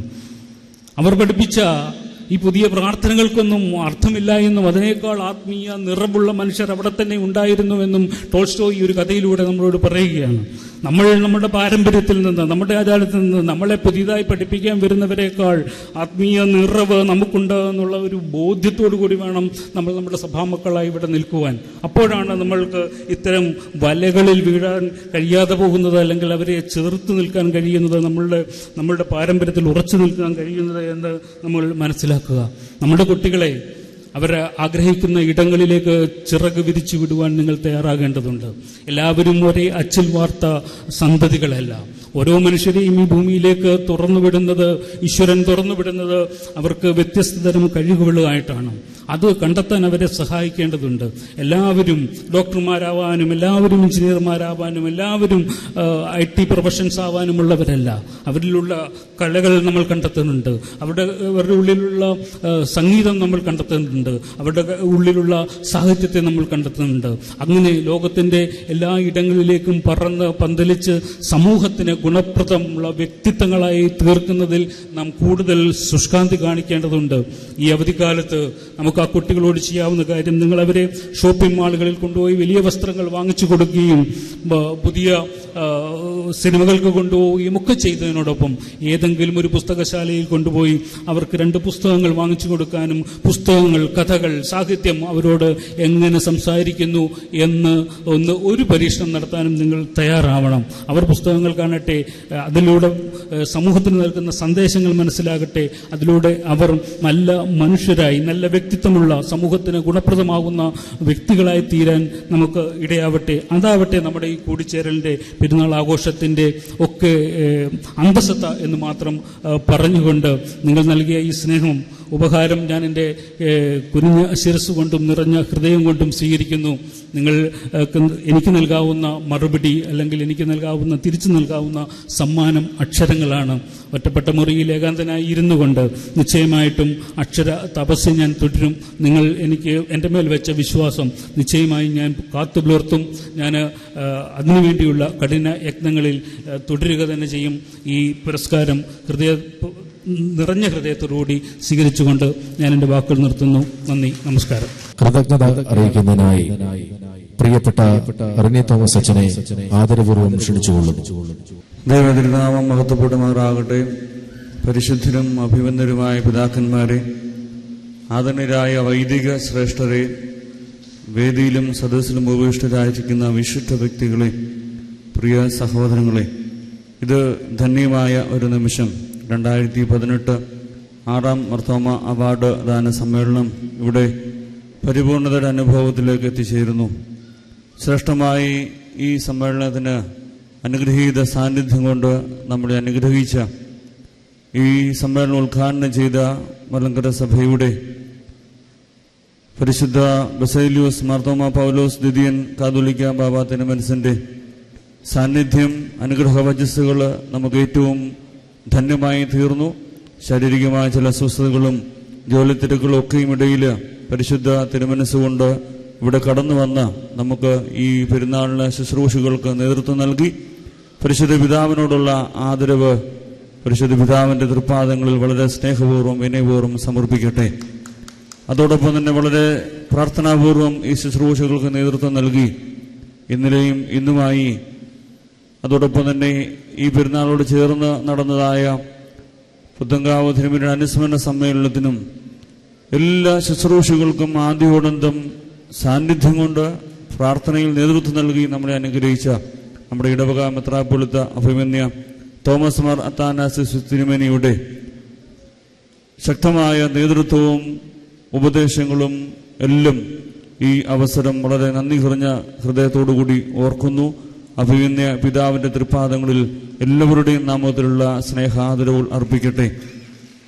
അഭിമന്യ കുര്യാക്കോസ് മാർ ക്ലമീസ് സെൻവൻസ് കൊണ്ട് ശാരീരികമായ ഒത്തിരി പ്രയാസങ്ങളൊക്കെ ഉണ്ടെങ്കിൽ പോലും ഇന്ന് വിശുദ്ധ ബലിക്ക് നേതൃത്വം നൽകി ഈ സമയം വരെ ഈ സദസ്സിൽ നമ്മോടൊപ്പം ഇരുന്ന് ഏറ്റവും ശ്രേഷ്ഠമായ നേതൃത്വം നമുക്ക് നൽകി തരുന്നു. അഭിമന്യ പിതാവിനോടുള്ള സ്നേഹാദരവുകൾ തൃപ്പാദങ്ങൾ സമർപ്പിക്കട്ടെ. അഭിമന്യ ജോസഫ് മാർ നിക്കോദോസ് തിരുമനസ്സുകൊണ്ട് ഇന്ന് വിശുദ്ധ ബലിയിൽ അനുഗ്രഹീതമായ സാന്നിധ്യവും ഈ ശുശ്രൂഷയിൽ ഇതേവരെയുള്ള സമയം അനുഗ്രഹീതമായ സാന്നിധ്യം കൊണ്ട് നമ്മളെ അനുഗ്രഹിക്കുന്നു. അഭിമന്യ പിതാവിനോടുള്ള നന്ദി സ്നേഹവും ഈ അവസരത്തിൽ അറിയിക്കട്ടെ. ചെങ്ങന്നൂർ ഭദ്രാസന സെക്രട്ടറി ഏറ്റവും ബഹുമാനപ്പെട്ട മാത്യു എബ്രഹാം കാരക്കലച്ചൻ ഈ ശുശ്രൂഷകൾക്കൊക്കെയും നേതൃത്വം നൽകി ആശംസ അറിയിച്ചു. ബഹുമാനപ്പെട്ട അച്ഛനോടുള്ള നന്ദി സ്നേഹവും അറിയിക്കട്ടെ. ഈ വർഷത്തെ അവാർഡ് സ്വീകരിക്കുവാൻ തക്കവണ്ണം സന്മാനിച്ച് കാട്ടി ഏറ്റവും ശ്രേഷ്ഠമായ വേറിട്ട ചില ചിന്തകൾ ഒരു ഓർത്തഡോക്സ് ക്രൈസ്തവ വിശ്വാസി ഈ സമൂഹത്തിൽ എങ്ങനെയായിരിക്കണം, നമ്മുടെ ചിന്തകൾ, നമ്മുടെ കഴിവുകൾ ഏത് തലത്തിൽ നാം പ്രായോഗികമായി നമ്മുടെ അടുത്ത തലമുറയ്ക്ക് ഏത് വഴിയാണ് നാം കാട്ടിക്കൊടുക്കേണ്ടത് എന്നുള്ളത് വളരെ ശ്രേഷ്ഠമായ ചില ആലോചനകൾ നമുക്ക് പകർന്നു നൽകി ഈ വർഷത്തെ അവാർഡ് സ്വീകരിക്കാൻ തക്കവണ്ണം കുടുംബസമേതം കടന്നു വന്ന ഏറ്റവും പ്രിയപ്പെട്ട ബെന്യാമിൻ സാറിനോടുള്ള ആദരവുകൾ ഈ അവസരത്തിൽ എല്ലാവരുടെ നാമത്തിൽ അറിയിക്കട്ടെ.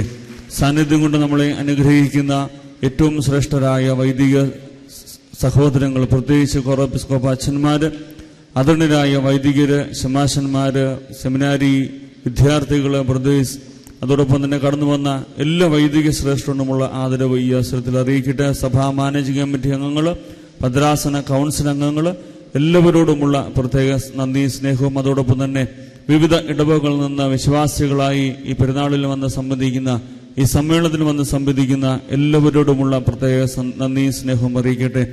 ഈ ശുശ്രൂഷകൾക്കൊക്കെയും നേതൃത്വം വഹിക്കുന്ന ഇടവകയുടെ trustee Shri Biju Alexander, secretary Shri Roy Cherian, managing committee അംഗങ്ങൾ, പെരുന്നാളിൻ്റെ വിവിധ കമ്മിറ്റിയുടെ കൺവീനേഴ്സായിട്ട് ഫിനാൻസ് കമ്മിറ്റിയുടെ convener Shri Jose K George, publicity convener Joseph George, award committee convener Shri Manoj Cherian, പദയാത്രയുടെ convener Shri Ansil George Abraham, food കമ്മിറ്റിയുടെ convener Shri C V Joseph തുടങ്ങിയ എല്ലാ കമ്മിറ്റി അംഗങ്ങളോടും അതോടൊപ്പം തന്നെ ഈ പെരുന്നാളിലെ ജനറൽ കൺവീനർ ഏറ്റവും ബഹുമാനപ്പെട്ട സുനിൽ പി ഉമ്മൻ സാറിനോടുമുള്ള പ്രത്യേകമായ നന്ദി സ്നേഹവും അറിയിക്കട്ടെ. ഈ ശുശ്രൂഷകൾക്കൊക്കെ എല്ലാവിധമായ പ്രാർത്ഥനാപൂർവമായ സഹായ സഹകരണങ്ങൾ നൽകി തരുന്ന ഇടവക ജനങ്ങളോടുമുള്ള നന്ദി സ്നേഹവും അറിയിക്കട്ടെ. ഈ പെരുന്നാളിന്റെ എല്ലാ ദൃശ്യങ്ങളും എല്ലാ ശുശ്രൂഷകളും ലോകത്തിന്റെ വിവിധ ഭാഗങ്ങളോളം എത്തിക്കുവാൻ തക്കവണ്ണം നമ്മോട് സഹകരിക്കുന്ന ഗ്രിഗോറിയൻ ടിവിയുടെ പ്രവർത്തകരോടുള്ള നന്ദി സ്നേഹം അറിയിക്കട്ടെ. അതോടൊപ്പം തന്നെ ഈ അവാർഡ് നിർണയ കമ്മിറ്റിയിൽ വളരെ ശ്രേഷ്ഠമായ സാന്നിധ്യവും നേതൃത്വം കൊടുത്ത 6 വ്യക്തികളുണ്ട്. ഇതിന്റെ അവാർഡ് നിർണയ കമ്മിറ്റി 2 ഘട്ടങ്ങളായിട്ടാണ് നടന്നത്. ആദ്യത്തെ ഘട്ടത്തിൽ 3 ശ്രേഷ്ഠരായ വ്യക്തികൾ നമുക്ക് വേണ്ടതായ നേതൃത്വം നൽകി. നമ്മുടെ ബദൽ പത്രികയുടെ ചീഫ് എഡിറ്റർ ഏറ്റവും ബഹുമാനപ്പെട്ട IP സാമച്ചൻ, MD സെമിനാരി ഹയർ സെക്കൻഡറി സ്കൂൾ അധ്യാപകൻ Shino Zacharia sir, excise ഡിപ്പാർട്ട്മെന്റിലെ preventive ഓഫീസറും അതോടൊപ്പം തന്നെ കൗൺസിലറുമായിട്ട് പ്രവർത്തിക്കുന്ന B ഷാജി മോൻ സാറ് 3 പേരും ആദ്യത്തെ ഘട്ടത്തിൽ നമുക്ക് ആവശ്യമായ സഹായവും നേതൃത്വം നൽകി. അന്തിമഘട്ടത്തിൽ പ്രത്യേകമായിട്ട് നമുക്ക് നേതൃത്വം നൽകിയ പ്രമുഖ പത്രപ്രവർത്തകനും ബാലസാഹിത്യ ഇൻസ്റ്റിറ്റ്യൂട്ട് മുൻ ഡയറക്ടറുമായ Shri doctor Paul Manal sir, Adoor Mor Chrysostom college principal professor Itty Varghese sir, Pathanamthitta Catholicate കോളേജിലെ മലയാളം ഡിപ്പാർട്ട്മെന്റ് പ്രൊഫസറായി സേവനമനുഷ്ഠിക്കുന്ന ബഹുമാനപ്പെട്ട പ്രൊഫസർ ബിൻസി റജീസ ടീച്ചർ തുടങ്ങിയ ജഡ്ജസിനോടുള്ള പ്രത്യേകമായ നന്ദിയും സ്നേഹവും ഈ അവസരത്തിൽ അറിയിക്കുന്നു. ഈ ശുശ്രൂഷകൾക്ക് ആവശ്യമായ ശബ്ദവും വെളിച്ചവും ആവശ്യമായ വെള്ളം, ആഹാരം തുടങ്ങിയ കാര്യങ്ങളൊക്കെ ക്രമീകരിച്ച എല്ലാ ആളുകളോടും ഇതിന്റെ പ്രവർത്തനങ്ങൾക്ക് ക്രമീകരണങ്ങൾക്ക് വേണ്ടി അധ്വാനിക്കുന്ന വോളണ്ടിയേഴ്സ്, യുവന പ്രസ്ഥാനത്തിലെ അംഗങ്ങൾ എല്ലാവരോടുമുള്ള നന്ദി ഈ അവസരത്തിൽ അറിയിക്കുന്നു. ആരെയെങ്കിലും വിട്ടുപോയിട്ടുണ്ടെങ്കിൽ ദയവ് ചെയ്ത് ക്ഷമിക്കുക. എല്ലാവരോടുമുള്ള നന്ദി സ്നേഹവും ഒറ്റവാക്കിൽ അറിയിച്ചുകൊണ്ട് നിർത്തട്ടെ. ദൈവം നമ്മെ വാഴ്ത്തി അനുഗ്രഹിക്കട്ടെ.